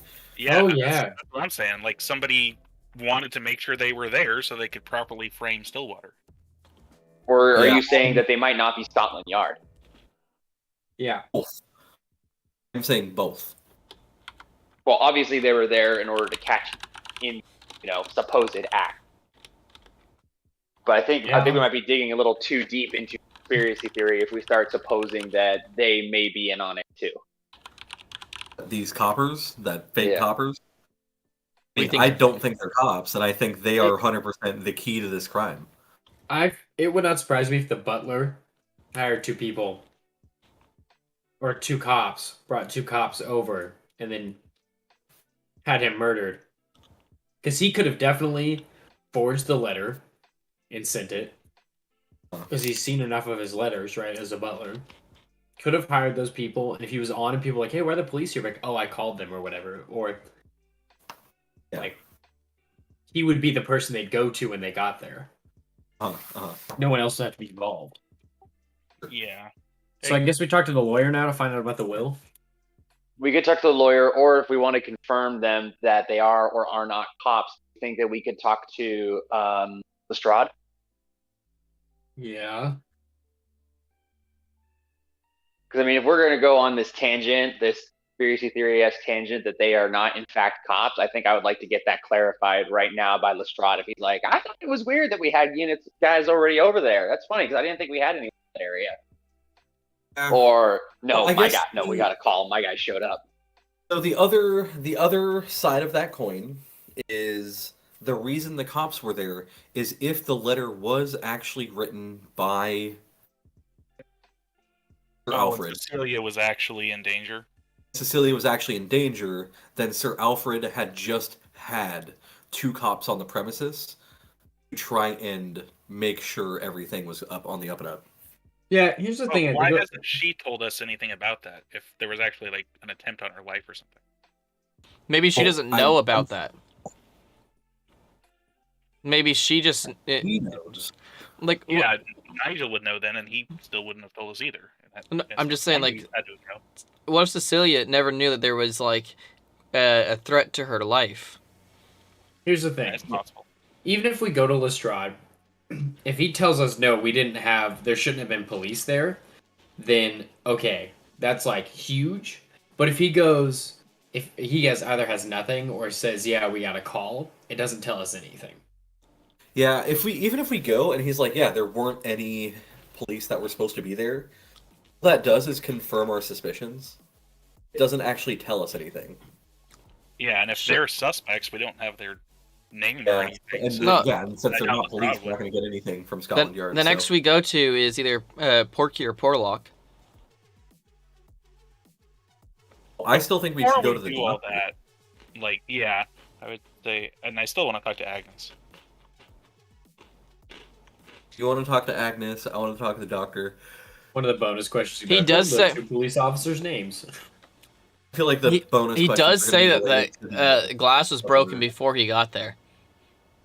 Because he was wrestled down to the ground by the apparent coppers and cut his face on the broken glass. Correct. Yeah, and he said the door was open, I think, when he got there. It was said it was supposed to be open though, but yeah. Also, Matt, I hate to tell you this, but your thumbnail has a typo. What? Consulting detective. Do you know what's the bad part about that? It's the thumbnail in every one of the videos so far. That's rough. I haven't seen the thumbnail yet. What happened? Mark, you were supposed to be my spot checker since you actually have watched these. What? All of his thumbnails for Sherlock have a typo. You mean? Sherlock Holmes Consulting Detective. Yeah, I have an extra eye in there. I see it now. What a dingus. You've watched You how many have of these the- things? The T and the I are mixed up. That's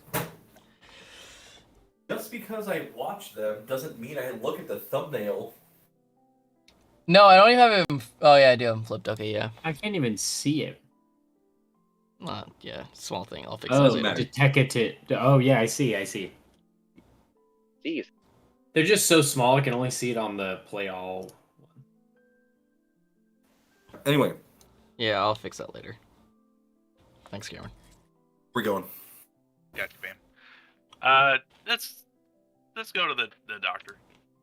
Not the lawyer? I'm kind of with Mark that like the enlarged liver and like Yeah.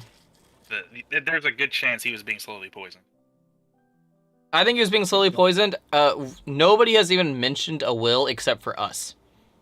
That's true. We just assume there's a will. Of course there's a will. It's a wealthy- to be fair, it's pretty likely, The wealthy man. Yeah. Is a will. but it is still an assumption. Until I hear it from somebody in here's mouth, it is not part of this case. I'm here. Somebody who is actually like in the case, not trying to solve the case. I'm a part of the case. All right, to the doctor. All right, what is his address? Dr. Agger.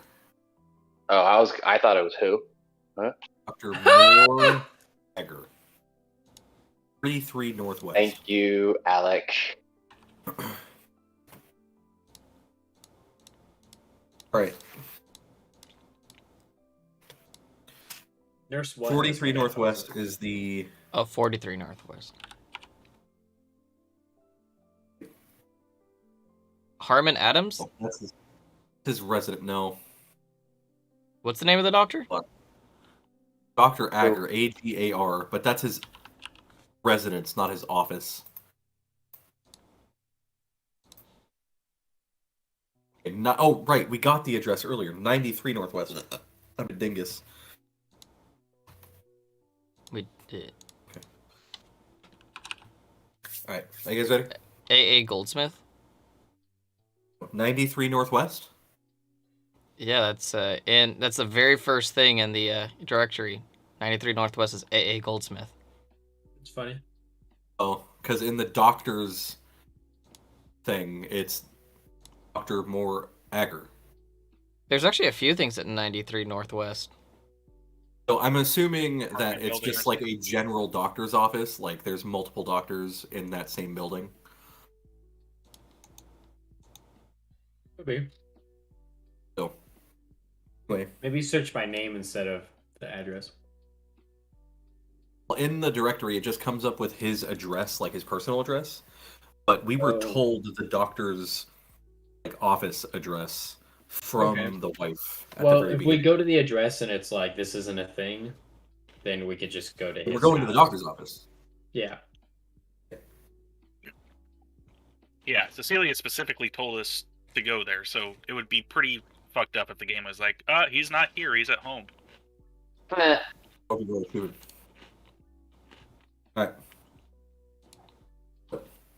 Yes, I was Sir Alfred's physician, says Dr. Agger, as we are settling into his huge office. I've been providing care for the Sipton family for over 15 years. Can you tell us anything about the events of last night? I was called in after the murder, so I cannot tell you anything about the antecedent events. I examined the body, but again, you will find the significant information in the report. I went to St. Bart's to discuss with Sir Jasper. Again, nothing was out of the ordinary, but it struck me as odd that Sir Alfred cried out for help. What's odd about it? Sir Alfred would not have screamed. But surely when his own life was... No, what I'm trying to say was... Or what I'm trying to say here is that he had a physical impairment. 8 years ago, I had to surgically remove a small tumor from Sir Alfred's larynx. I was happy to note that he had not lost his speech ability. His voice was a little raspy, but he could still normally talk. However, he was no longer able to scream. Did you mention this fact to the police? No, I didn't think it was important. Yeah. I'm not sure, but perhaps it was, says Wiggins. Would you happen to know who might have wanted to kill Sir Alfred? After spending all those years with the household, you got to know him, and his family pretty well. That is quite correct. I know them well. Despite the fact that the family is rather peculiar, I cannot imagine any of them murdering him. I can't believe it. Sir Alfred's time was running out. The whole family knew that, including himself. How was his family coping with his death? Badly, mostly his sister. I had to prescribe her strong sedatives. She seems to be on the verge of a nervous breakdown. One can be in anticipation of death, but it is always rather difficult for the ones who remain.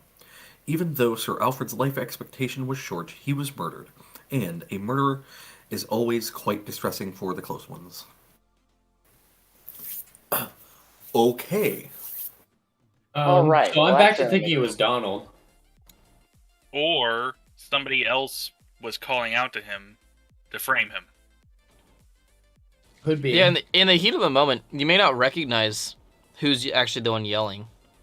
So now I'm thinking that the murderer was yelling murder, draw the attention of the guards to the room for making his escape, and knowing that what's-his-name was on his way, specified a time, he knew exactly when he was going to show up. All right, now So, back to the butler. 100%, like, this guy was framed. I did think it was kind of weird that the idea that Alfred was getting stabbed and he just screamed murder instead of like, help, fuck. Ow, ow, ow. Oh, my chest, it hurts so much from my chronic cardiac issues. It has nothing to do with these. Oh my god, I'm being stabbed! Stab. Oh, murder, daddy. Murder! Murder! Yeah, that is a weird thing to yell. I agree. If one of us ever die, if Longa ever dies by stabbing, whatever, he's just gonna yell at murder. If he ever takes piercing damage and dies from that, he's just gonna yell at murder before he dies. And our characters are not going to know what to do because they will have not been a part of this. Nope. So if it was the killer that was screaming murder, were they still in the room when, like, Stillwater got in there and then the guards broke in? but they said they emphasized That's that it what was it a really seems dark like. room. It seems like whoever it was able to sneak out very quickly before, or he was yelling murder on his way out the door. But he probably didn't go out the like porch door because Stillwater would have seen him. Well, So he like, might have escaped into the house through one of the other doors. Not necessarily he- because it wasn't lit Oh, this is a outside. secret passageway. if he goes, so like, say we're looking at the map of this study, he could have gone into the ballroom through one of the doors, and the police could have came in through the other door, or even into the office and then out to the porch. Like, there's Only the butler would know which way he would need to go. Oh, Jives, you son of a bitch. I'm just saying there are multiple doors here, and the only one that does, like, there's only one that, like, or actually there's quite a few of them that he could have came through or whatever. That's what I'm saying. I feel like it was probably like a family member or somebody who just snuck in through into a different room and then just played it off naturally. Because even though it's dark, like if the killer came running onto the porch and like, you know, out the door, you would think he would have at least like heard it or something. And something else we have to consider, like, because Stillwater didn't even like get confused about like the name or the voice, he immediately thought it was Alfred's voice. Then it's like, well, think it's still a man that did it. This is a good point. Like, Okay, it would have said like, oh, it was a shrill cry or whatever if it was a woman. Like, it was actually a woman's voice, but like he didn't even get. There was like no doubt in him apparently. I have a question. No, I know we don't think it was Donald, but do we have any actual evidence that says it wasn't him besides his word and the wife's word? 100% no. Okay. We have the logic of the people who made this game. we have the logic of people who have read way too many mystery books and watched way too many episodes of shows like Psych, Monk, The Mentalist, House, like Criminal Minds. exactly. If I just Haven't wrote seen it to be Criminal like, Minds. the obvious suspect is Mindhunter. guilty. Isn't that exciting? I don't know. I just doubt that. Hey, they could be big braining us though. Possibly. No, that's small brain. That's some smooth brain shit. 100. Might have to use this map in D&D. Hello. The octagonal vestibule? Come on. It's perfect. Cool. Dude, I do not want to fight in a dungeon this size.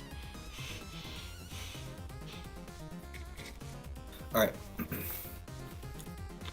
So, what are we currently thinking right now? I didn't write down any notes from the last person we talked to.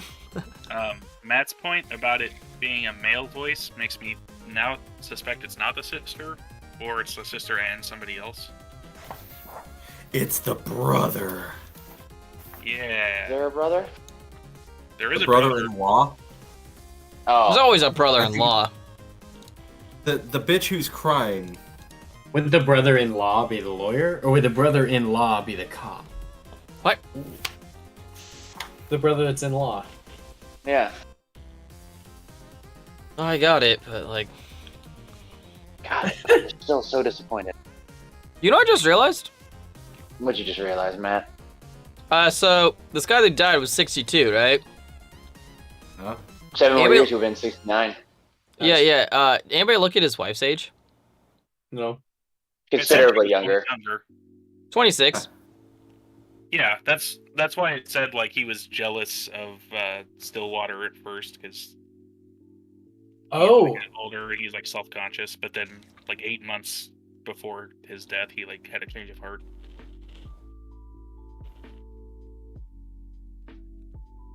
Just saying, she was Oh. younger than his son. So are you talking like Roger Thompson? Yeah. Did we go talk to him? Oh wait, I guess it's actually his son or his nephew. son of Agnes Thompson. Oh, yeah, son of Agnes. There we go. Did we go talk to him? Certainly could. He is the current president of the tea company, so... Yeah, what if it wasn't going to go to him? He's already the president. Yeah, but he's not the owner. I'm pretty sure president's like CEO, like, I'm the big boss of this company right now. Like he would be like the CEO, but not own the rights to the company. Like that would go to Yeah, somebody else in the family. yeah, like the wife. Or Donald. Why would it go to Donald? I don't know. Because he's got. I feel like this. I feel like this one here, we're going a lot less direction than the other ones. It's like wrong. Should we go talk to the son? Yeah, I feel like See, Roger's the- the next Son, not the son, the nephew. nephew. Guy who owns the tea company. Or we could go talk to Rufus, the personal secretary, for no reason whatsoever. Rufus. Right. Or the kids, which we don't actually have their location. I believe Roger is at the tea company. Oh, here, I wrote down his comments. Roger Thompson, ground floor 14. Well, Mr. and Mrs. Thompson's apartment. There we go.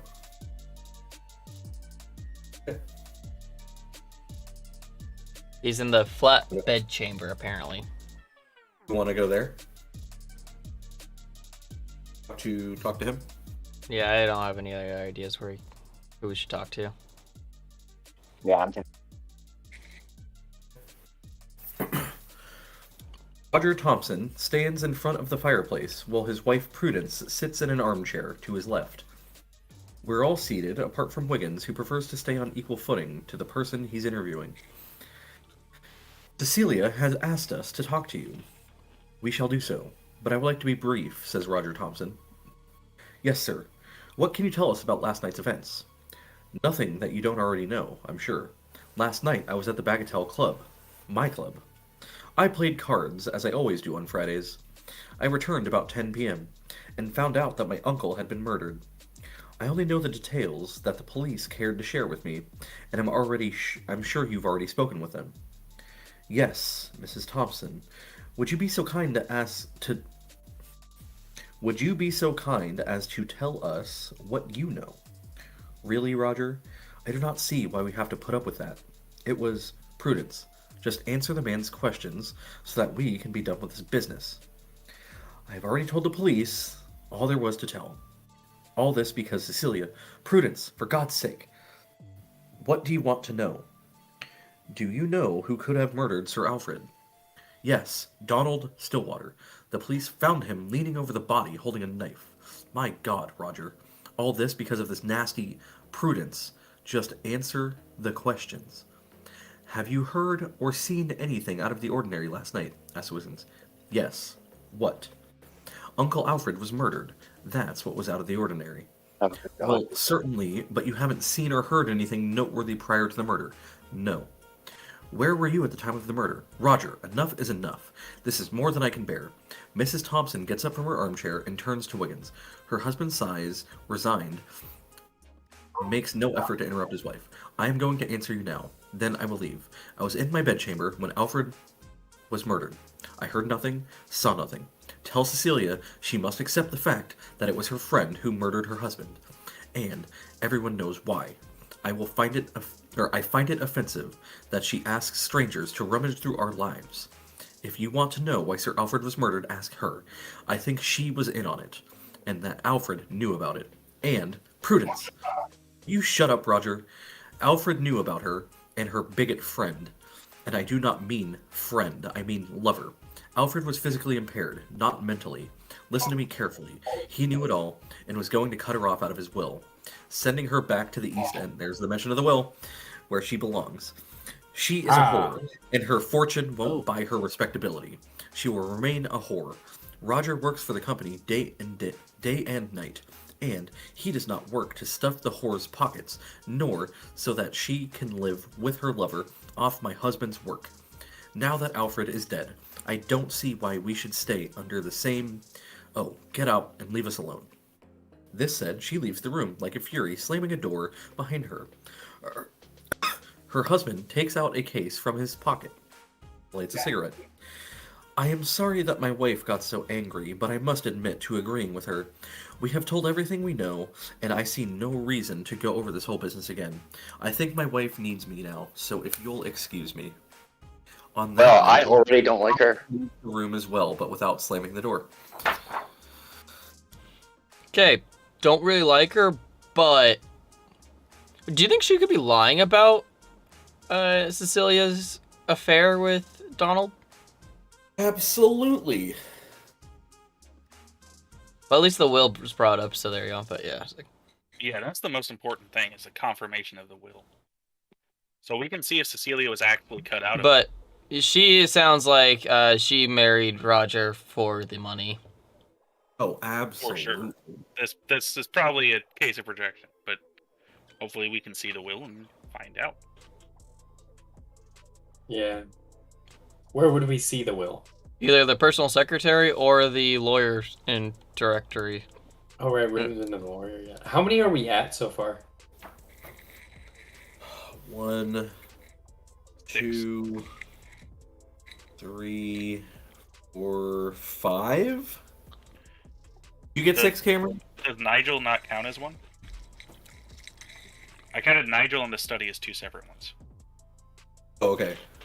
Well, so Nigel, the study, Roger, doctor, and Yeah, Donald.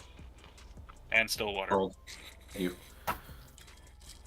So we can either go to the Somerset house to the will, or possibly his personal secretary. Well, so here's the thing: is like,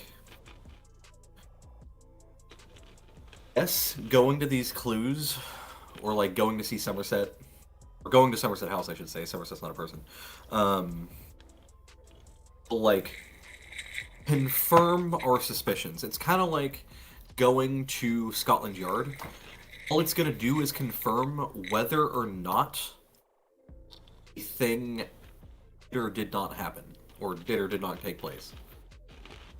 Well, I don't think it's necessarily useful to go to Somerset House. It's like I don't think it's useful to go to Scotland Yard. If it confirms whether Cecilia is actually cut out of the will, then that actually gives like some credence to what Mrs. Thompson was saying about her being like in on the murder, and it was like, you know, her and Stillwater did it together. Whereas if she is still in the will, then we don't have to worry about that line of inquiry. You know, something just occurred to me that Mark was kind of talking to Corey before. It's like, why go to Sherlock? Well, what if she went to Sherlock because for whatever reason she thought this one couldn't be solved, and or at least they already got it right. Don't need to do more. But going to him would just like kind of save herself somehow, trying to like save face if she was in on it and it wasn't discovered. Like, he's like, yeah, Stillwater did it. I don't know why you're here. But, like, you're saving face, but... So, like, he's throwing Stillwater under the bus. Like, she had him murder her husband, and then he's like, ah, fuck you, you can rot. Yeah, but she's like, see, I went out just to, like, see if it was anybody else or whatever. Like, I was making the attempt to, like, really try to find out if it was all other stuff. Like, that way her fortune isn't going to enough to save her face, but, like, maybe her actions will. Right, so her, like, trying to get Stillwater out of prison, like, prove his innocence, she doesn't actually care. She's just doing it for the money. Correct. Certainly a possibility. I still think that's way too bold. I agree. Then why are we even considering the fact that she could be in on it? Wife? I'm not. Prudence I'm not considering specifically the said fact that that- she was. When I said she, I meant Prudence. I She's think she's awfully lying. defensive. I think she's lying out of her ass. I think she probably is Yeah. too, but that's why if she's wrong about Cecilia being written out of the will, then that I think puts she's it- lying, and Roger is also acting semi-suspicious by just telling Prudence to answer the questions. And, like, just be like, come on, answer the that's true. questions so He, they he can get did out of like here. cut her off. Come on, we multiple times rehearse to let this. him say something. First. That's what I'm saying. So I think they're both in on it. Some way, somehow. Maybe it's like the original bit we were talking about earlier, how the entire family is actually in on it. Yeah. None of them like Cecilia, and they thought, what's his bucket? Stillwater could be a patsy. I mean, let's take a look at the will and see who is actually in the will, because it sounds like it's just Cecilia right now. Do you guys really want to go to Somerset House? My only Okay, issue Mark, is I what- don't know if they're gonna actually tell us what's in the will. Like they might just be like, yeah. Oh, I don't have anything better to do. Yeah, I was gonna say, if you have another alternative, I'm happy to hear it.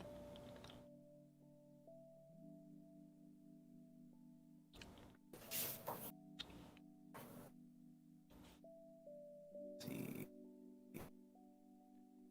Do we think that the case that Sherlock is on is going to be bonus questions, or is that like a future case? I think the Could be bonus neither. questions are going to be related to the Peugeot. So yes, okay. I'm sticking with my guns. I think it's the butler.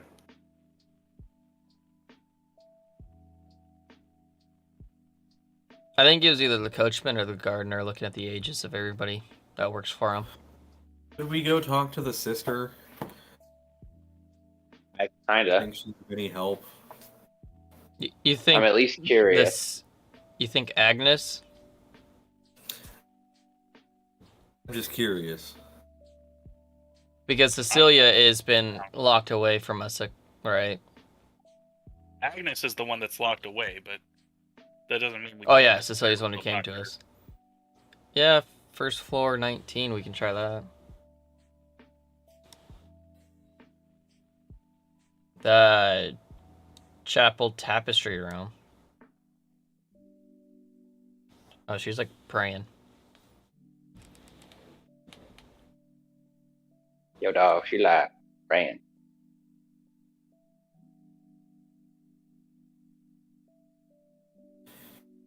So again, that's just something that other idea other than Somerset House, but Somerset House probably isn't a terrible idea, to be completely honest. I just don't think it's going to get us really anywhere. I just think usually the details of the will are going to be private, right? They're not going to share that with us. Well, if we're working for Sherlock Holmes, Well, until I they're have- dead, and then it's like, well, yeah, but like they're gonna have a will reading and everything, like. So do you want to go to Somerset House to see if we can? Actually, so thought just occurred to me. The Donald Stillwater received a letter from Alfred Sipton, right? This guy was very like physically ill. He doesn't, and he has a secretary. He doesn't write his own letters. The secretary writes the letters. Maybe. If Well, you but it wanted was to forge a supposedly- letter, it was supposedly a super secret letter about like her being in danger, and he's like, "Oh, discard it as soon as you get this," and like, so that kind of thing he wouldn't put through his secretary if he actually read the letter, which I don't think he did. that's what I'm saying though. Is like, if you wanted to forge a letter, who better to forge it than the guy who writes all of his letters? Oh, you're saying the secretary's in on it. I'm saying, yeah. This just goes back to again the entire house being in on it. You think they Truman showed him? I think they oriented expressed his ass. yeah. I think the Thompsons are sus as hell. I think, I hate to say it, Nigel is somewhat sus. Definitely, I mean, we should probably talk to Agnes, but just immediate thoughts is she's pretty sus. Anybody who just acts more annoyed that we're trying to solve a murder is instantly suspicious. Yeah. This is a closed and shut case. Why are you still digging your nose in places you don't belong? Because So- of that, bitch.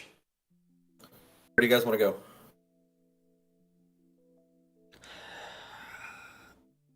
Questions. Do we have 4 options? I say the will.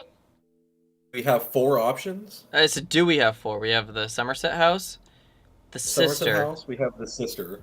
There's other people in the house, so yes, we have at least 4 options. We could go talk to the secretary, but I don't know. That was just a shot in the dark at Who is the best. secretary? Is that Miss Mendino? Rufus Hofstetter. Okay. No, Miss Medino is the chambermaid of Agnes. Okay. And I'm pretty sure they Oh, are together, actually. Yeah, they are together. You try to knock out 2 birds with 1 stone just by talking to. Yeah, they're both in the chapel.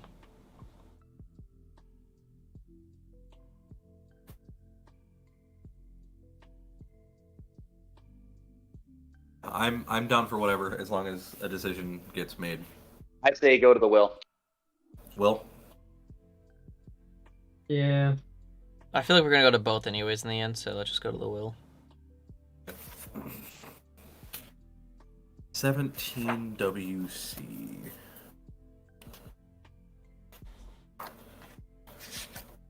Alright. Wiggins pays a fee of 1 shilling 7 pence for the right to view Sir Alfred's will.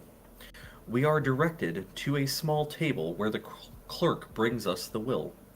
Wiggins reads through the 7 pages. If only solicitors knew how to write in plain English. I can't understand all this mumbo-jumbo. But here are the key elements. The shares of the Sipton Company have been evenly divided among Mrs. Cecilia Sipton, Mrs. Agnes Thompson, Mr. Roger Thompson, and Lester Sipton. Each share amounts to more than £300,000. Who is Lester Sipton? Alfred's younger brother, who lives in Isgarth, says Wiggins, while he looks again at the will's first page. Roger will run the company if the family members agree to it. If not, there will be quite a complex procedure to decide on who will run it. Mrs. Sipton and Mrs. Agnes Thompson will respectively receive an usufruct? Usufruct? I don't know. A large. USUFRUCT of 500,000 and 100,000 pounds. The right to use and profits of something belonging to another. Great. In law, the right of enjoying all the advantages derivable from the use of something which belongs to another so far as it is compatible with the substance of the thing not being destroyed or injured. I would just prefer the pronunciation. The right Thank of you. using and enjoying the profits of an estate or other than belonging to another without impairing the substance. There's a I still K don't in know what it? that means. Usufruct. Oh. Usufruct. Great. There's a K in the I'm kind of bored, yeah. phonetics. So Mrs. Sipton and Mrs. Agnes Thompson will respectively receive an You said country of origin. Usufruct. I have the year. 500,000 and 100,000 pounds. And each of his great nephews shall receive a usufruct of 25,000 pounds. Wiggins stops for a moment and looks at us. It's nice to have a rich uncle. The Salvation Army, which is one of the beneficiaries, must be praising the Lord or Sir Alfred, as it will receive 100,000 pounds for spreading the word of God. His entire real estate goes to Mrs. Sipton, to the exception of his share of the Isgarth's domain, which goes to his brother Lester. That's basically it, except for a few small assets distributed among staff members. Here is the list. Rufus Hofstetter, 5,000 pounds. Donald Stillwater, 5,000 pounds. Bruce Nigel, 2,000 pounds. Margaret Brisman, 1,500 pounds. Wanda Lewis, 500 pounds. Dottie Lewis, 500 pounds. Rodney Harrington, 2,000 pounds.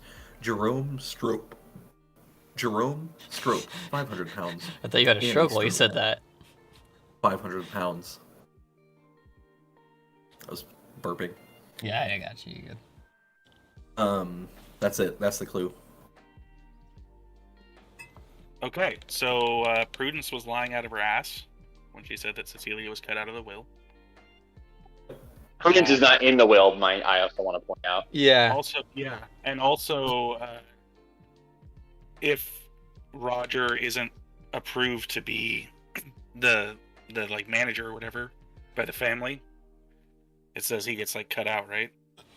Or there's No, a they get a complicated- complicated It says that there's gonna be- section. Figure out who's going to take over the company. He's already leading the company. Deal for him.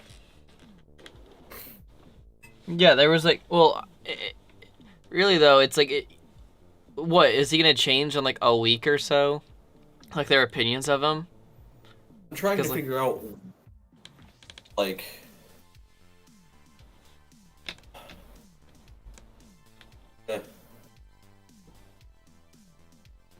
Is the will still viable if it was murder, or is it well, only it seems hella from suspicious. natural causes? I don't know will law enough in order to tell you. Yet, unfortunately, I'm not dating a lawyer. Yeah, well, I'm just saying, like, if the terms of the will were not favorable for Roger, but he could, like, void the terms of the will by killing him, then maybe, I don't know. Okay, first floor 19. Agnes. Agnes and Elaine. Who was Elaine again? Her chambermaid. Dumb bitch. Gotcha. Gently knock on the door of Miss Agnes Thompson's bedchamber. It is soon halfway opened, and we are greeted by a dark-haired, heavy woman. We can hear a woman sobbing in the room.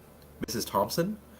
No, I am Miss Mondino, she replied, or she replies in a whisper, as she leaves the bedchamber and closes the door on her. Mrs. Thompson cannot see anyone for now. Dr. Agger's orders. Do you know when did Mrs. Thompson return last night? Somewhere between 8:30 and 9. She was supposed to go to the opera with Mrs. Sipton, but on the way there she felt unwell and came back. She went to bed at 8:45. I was with her when, at 9:30, we heard all the commotion coming from the ground floor. I went downstairs to see what was happening. It was I who told her of her brother's death. She got awfully agitated. She was very close to him.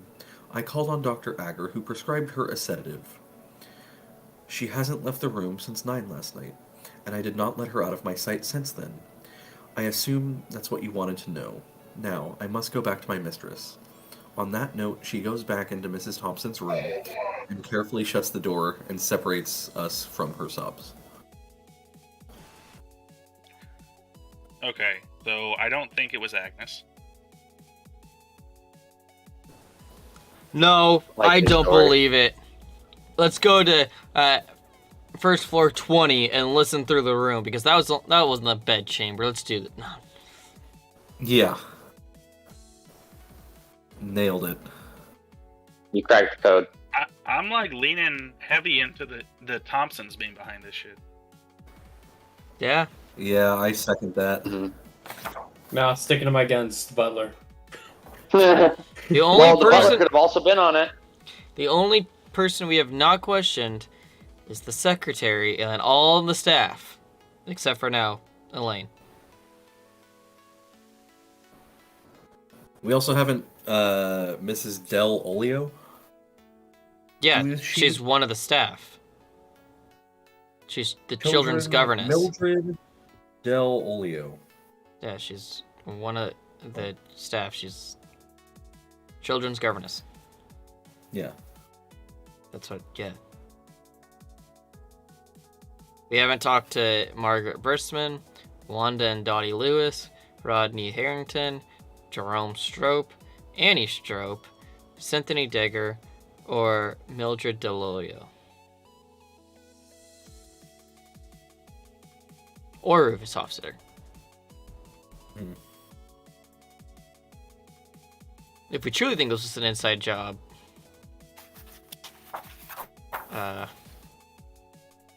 if we think it's one of the inside job, I still think it was either the coachman or the gardener. And not the brother or the nephew? Well, I'm saying like if we think it was one of the staff instead of one of the family members. For whatever reason, we could think it's going to be one of them. I'm looking at ages and stuff. It's really funny if it's the gardener.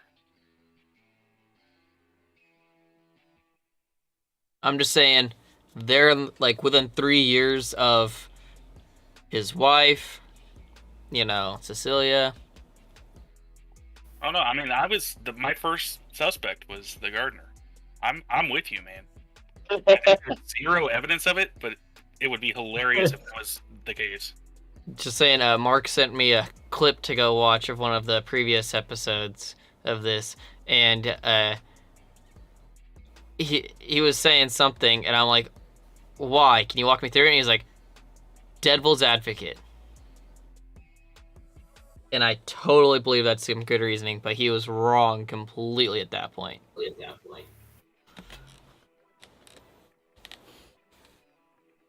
Just killed the game, bro.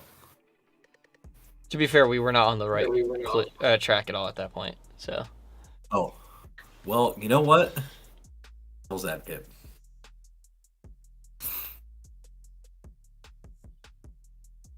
All right. So, what are we doing? I think we answer the questions. You think you're ready for the questions already? I think he's just tired. I am that, and I do have to be up at 6. But, we're at what, like 7? We're at 7 now or 8 clues? I think 8. Like, when have we ever gotten more than 8 clues? And still been able to win? But we don't have all the information. Yeah. I'd rather get all the right answers than just call it quits early. But then what's our next clue? It just kind of feels like we're running in circles. I don't know what our next lead is. I mean, we could go talk to plenty of the other staff. Yeah, but like, do we have a specific staff member? Or are we just going, oh, well, let's try and uncover some other thing that we still haven't think figured out his yet? personal secretary might have something to say. If there was going to be a change to the will, he would be the one to be writing it. If it had nothing to, like, if there was a letter written, sure, he's trying to be hush-hush about it.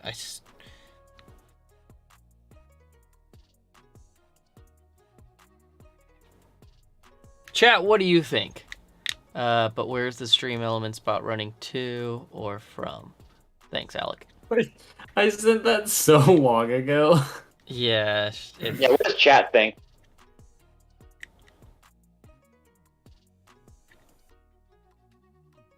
Nothing. Chat is saying nothing.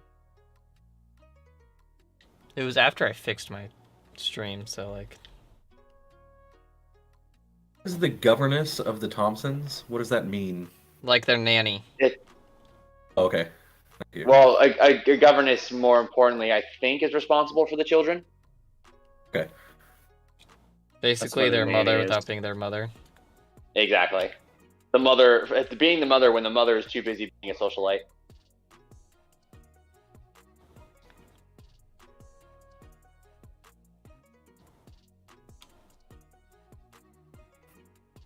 All right, so what do we think the 5 questions are going to be? First off, who killed him?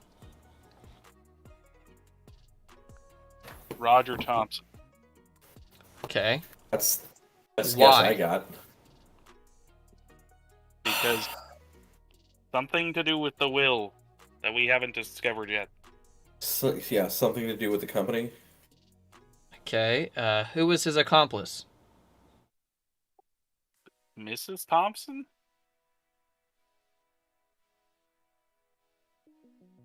That's as far as I can get with the 3 questions that I can think of.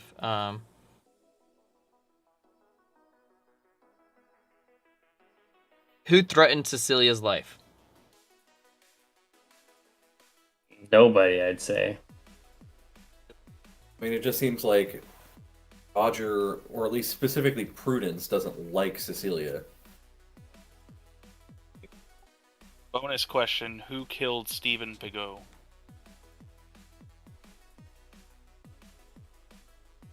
Jerome Yeah. Schroep. The halfling jewel thief. The gardener.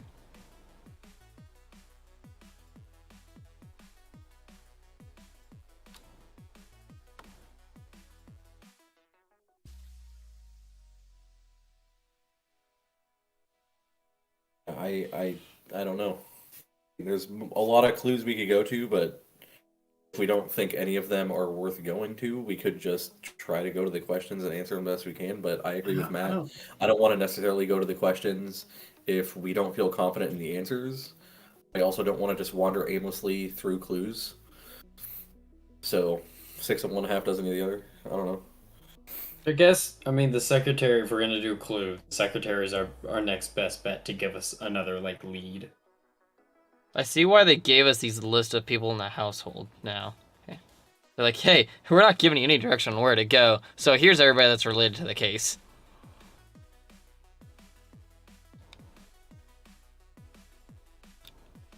And alternative option, do we want to call it for the night, to have some time to think about it, and come back to it later? I mean, later is a week from now. And let's be honest, though, how much are we going to be thinking about this in the next week? Not at all. Yeah, but I'd rather come back to it and still, like, check some more clues and actually learn something rather than just trying to answer it now knowing basically nothing. Yeah, that's a good point. So you guys want to pause? And like next time we come back to it, I can kind of go over the clues relatively quickly without having to do too much discussion in between. Well, yeah, or we can look at what Matt's notes are on Twitch. Or YouTube. I've not taken very good notes. Well, just like it's just a reminder, basically. I have pretty good notes. Yeah, Cameron's probably got much better notes than me. I pressed the wrong thing. Yeah, I stopped writing Cameron's notes. never taken a note in his life. He's taken better notes than me. I've 1, 2, 3, 4. I only have notes on 4 of the places. We've been to 8. Oh. Yeah. I have notes on all the places, just some of them are only a few sentences. I try to listen first and then write down stuff afterwards. And then sometimes I just like listen and don't have my notepad up. And I'm just trying to put things together.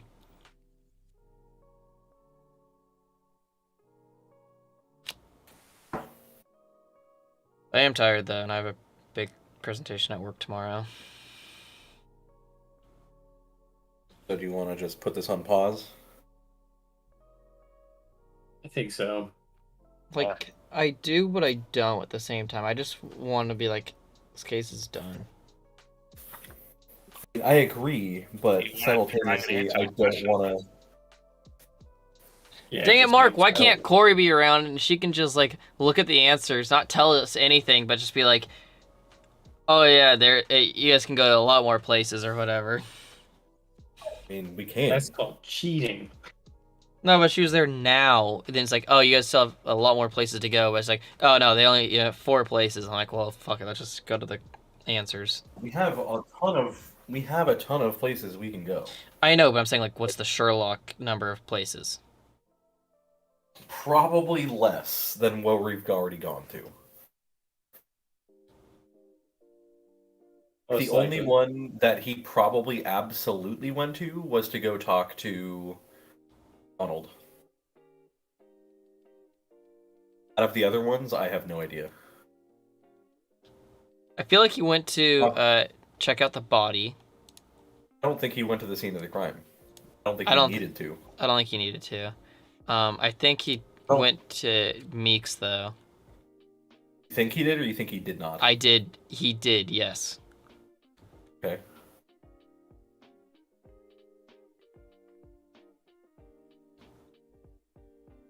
I don't know. I could look if you really want me to. No. That's what's like having Corey do it, not you. Because, like, she's not helping us with this case. Yeah.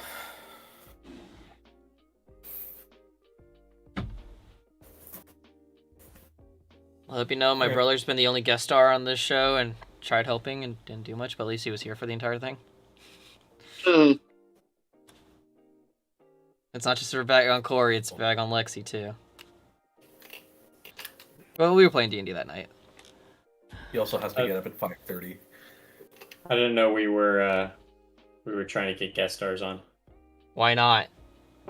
I want to interrogate SJ. Okay.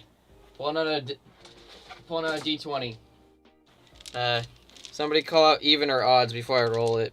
And, like, whatever you call means we call it for the night if it lands on that. Oh, 17. what? No, if you just call an even, and it's even, then we call it for the night. If it's an odd, and you call it even, then we keep going. 17. So you want odds, Mark? God. Just Odds? 17. It's a 6. No. -1 is 6. 17. Mark, that's not even close on the D20. Pretty sure It's a the winner, baby. the 17 is almost on the complete other side. You're on the complete other side. Your tail.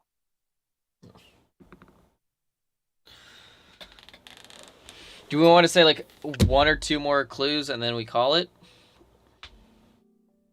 Where are we going? I think the personal secretary. Right. I think Hofstetter.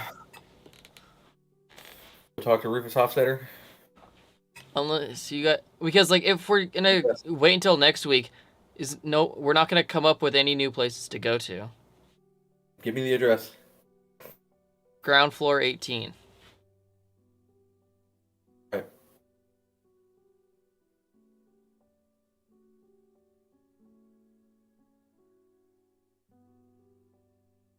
Okay. I just had a shadow that go across me, and I'm like, what the? I have been Sir Alfred's personal secretary for over 20 years. He was a severe, yet fair and understanding man who appreciated my loyalty to the Sipton Teas Company.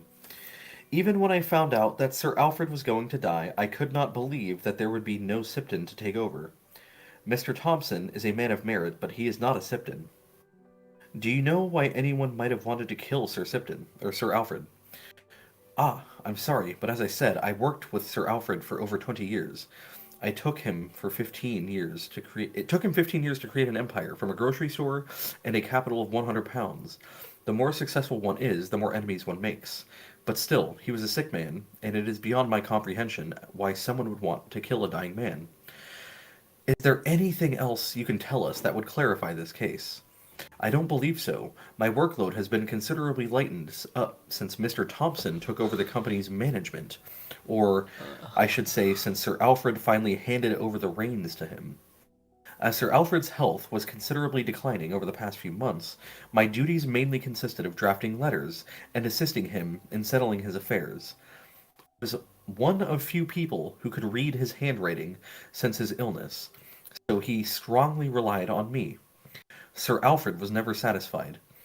You thought that everything was solved. And suddenly, he went back to work on a file. Mr. Thompson, I think, is doing a good job at managing the company, and that's Sir Alfred's opinion as well. But the more the latter's health deteriorated, the more he became worried. Instead of trying to take advantage of the little time he had left, he was working harder. It was as if he wanted to leave everything perfect, which of course is impossible. But all his life he had been devoted to work, to the company and charity works. Yesterday was a perfect example. What do you mean?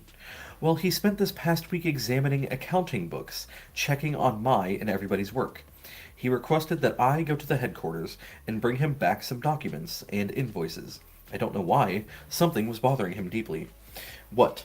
I haven't the slightest clue. Sir Alfred was not in the habit of justifying himself. I always did what I was told, no questions asked.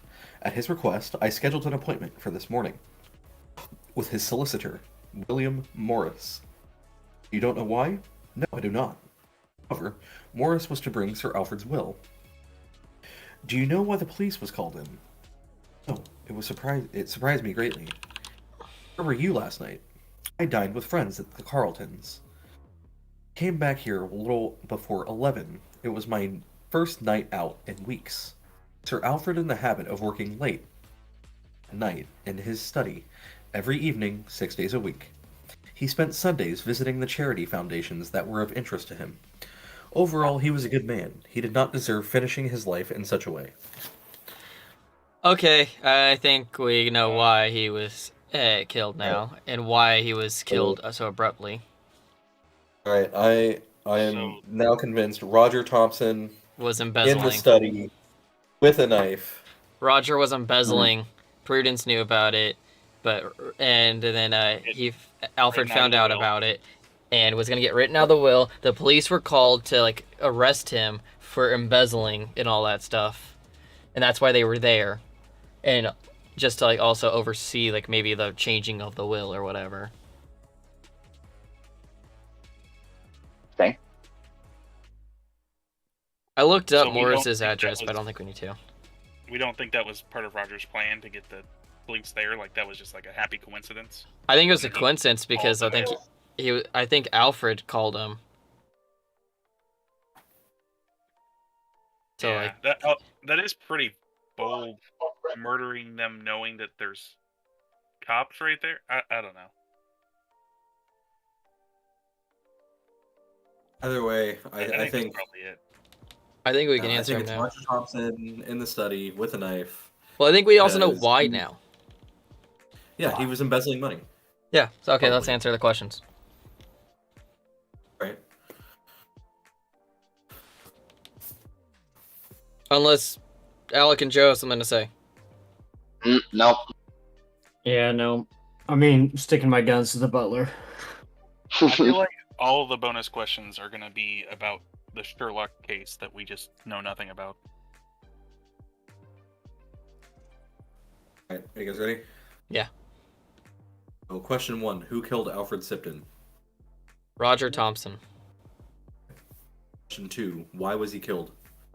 because Alfred found out that Roger was embezzling. And he was going to write Question it out in the will. 3: Question 3: How can the Thompson children be of help in this case?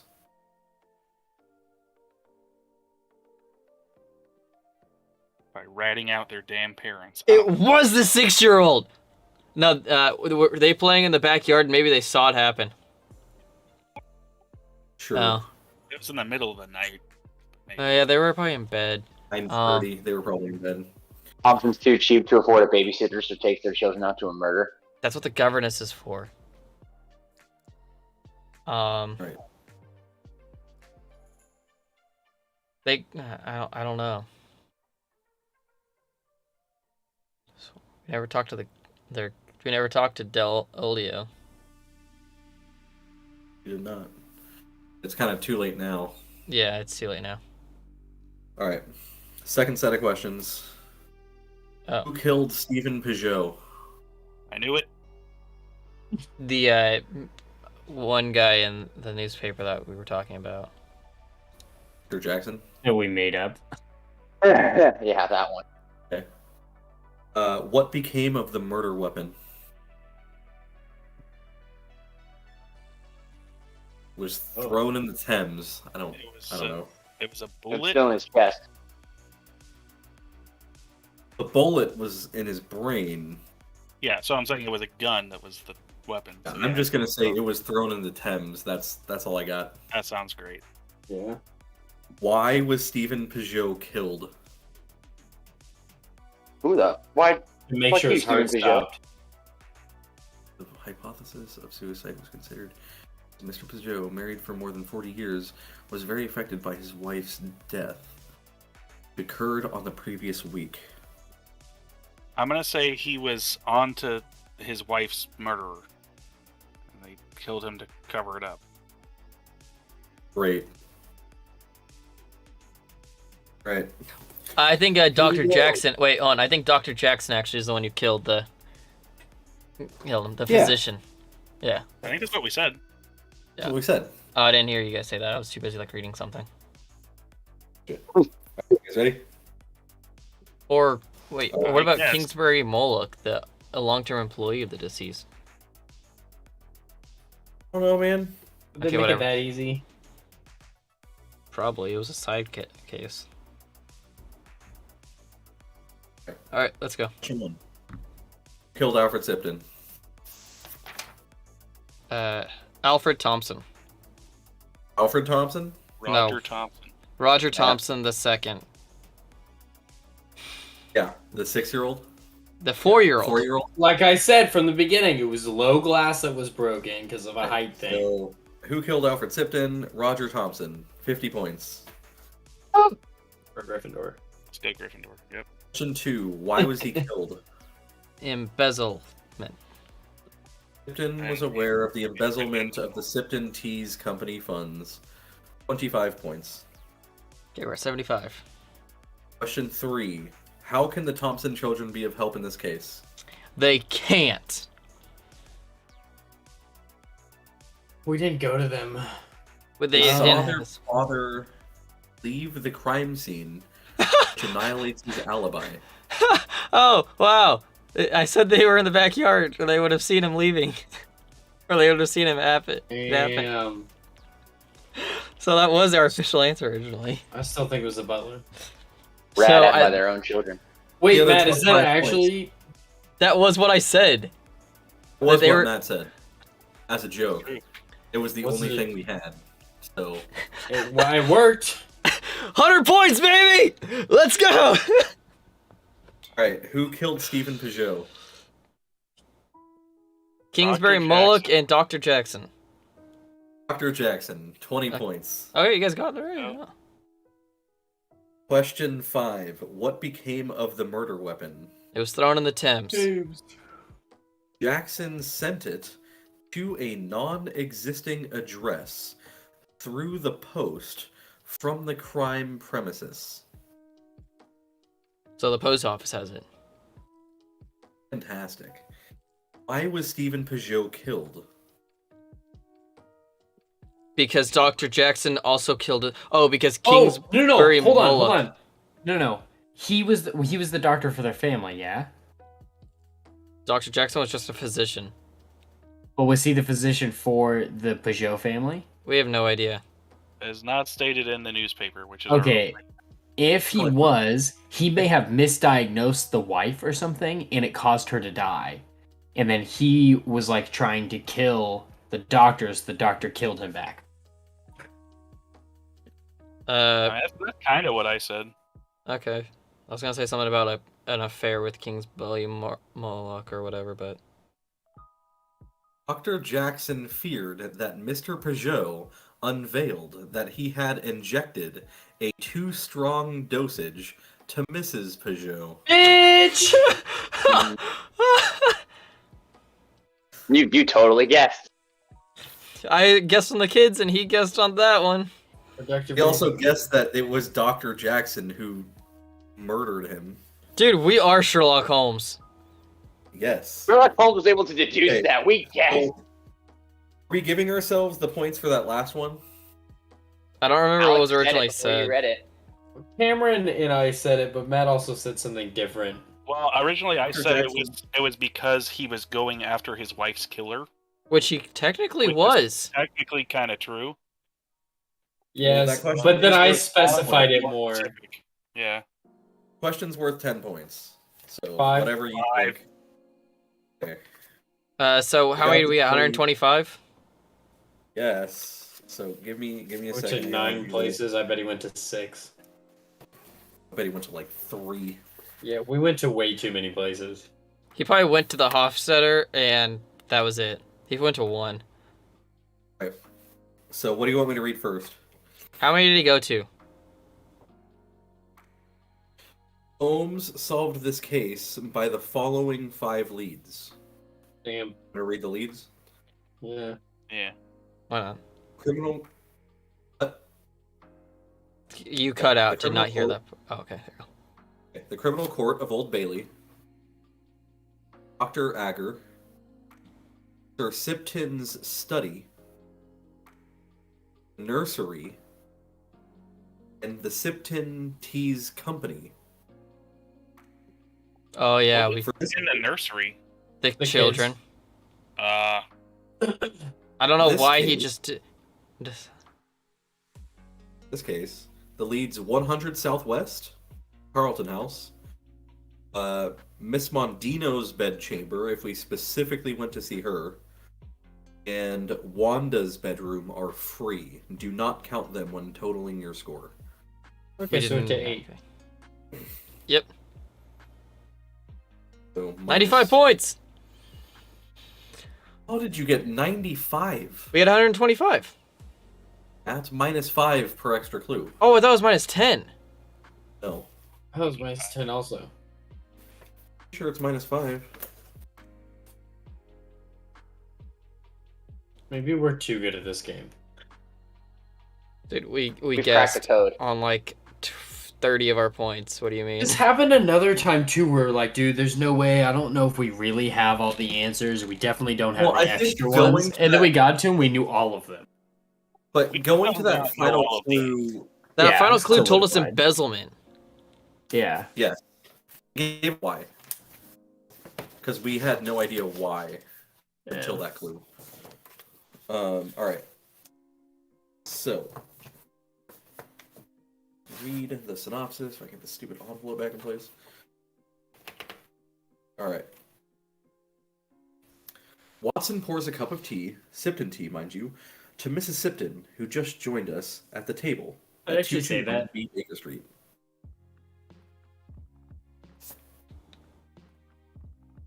Sorry. Okay. Watson pours a cup of tea, Sipton tea, mind you, to Mrs. Sipton, who joins us at the table, 221 B Baker Street. I came as soon as I received the wire, Dr. Watson. What did you find out? Must be Holmes who sent it. I don't know anything. I haven't heard from Holmes since he left this morning. Watson stops. Hate my coworkers. Come on, Mark.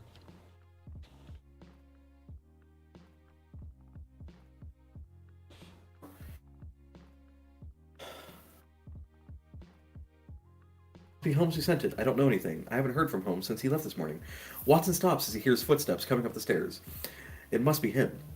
The door opens, but it isn't Holmes' eagle-like profile that we see, but Lestrade's rat face.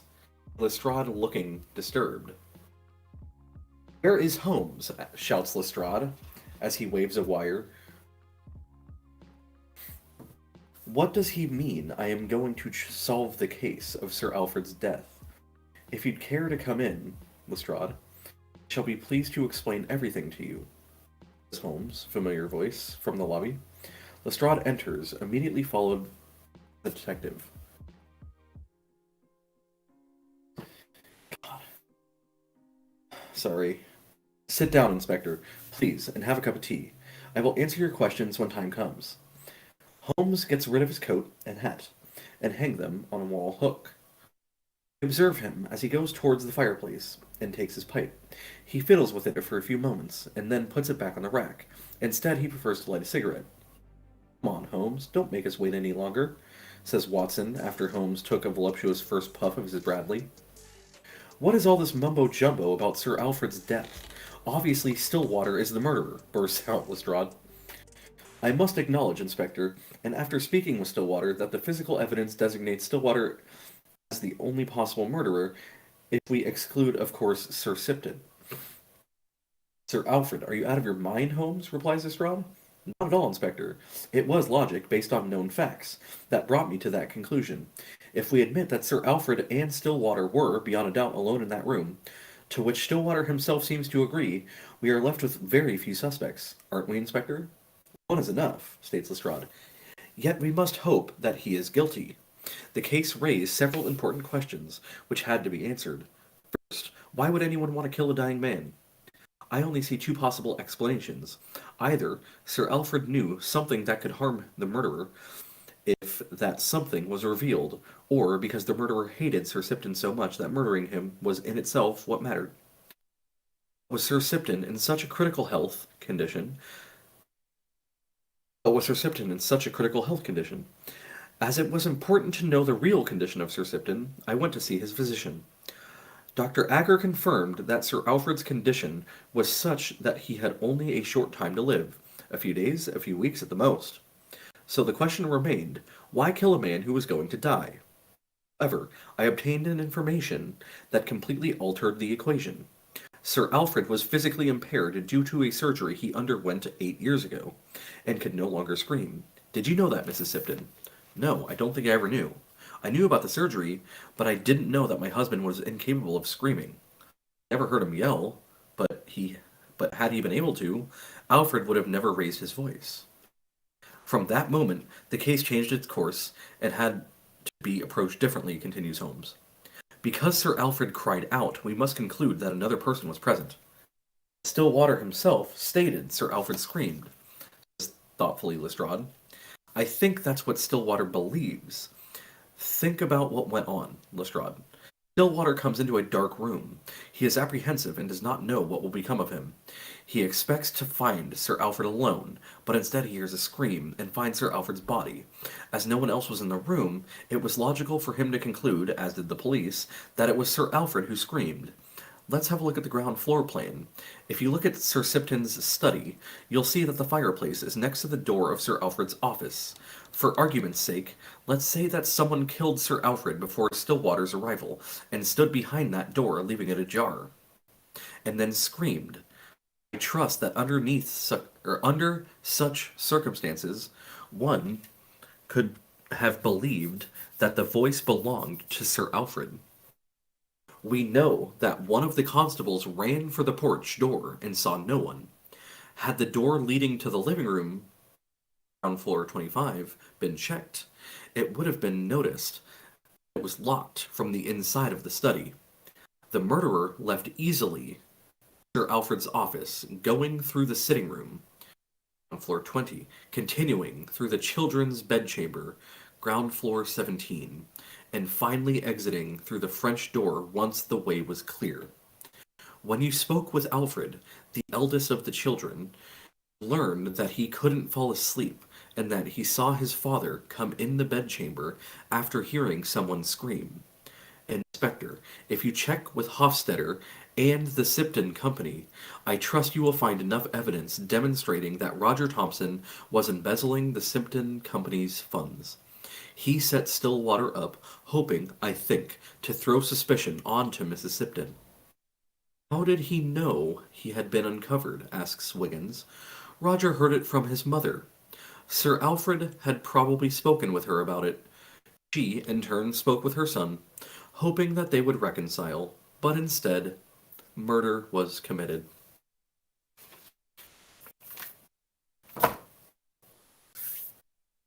Oh, there you go. So then, does the letter that he sent to Stillwater, is that actually from him? No. Just from very few people could read the handwriting. Yeah, that's what the secretary was saying. He was saying that his handwriting is so bad, very few people could read it. So that means that there's absolutely no way that Sipton sent that letter. So it was a fake letter to frame Stillwater. So it was intentionally for the site. It was to lure. Yeah. Okay.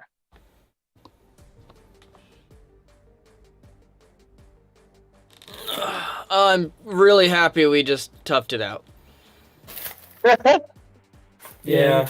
Because that would have been very anticlimactic if we came back next week and like, all right, let's do this. 20 minutes later, oh, that was it. Oh shit, we figured it out. Yeah, fair enough. Yeah, that's fair. Although, tired. Okay. I think we're all good, right? Yeah. You want to stop streaming? Yeah. Night, y'all.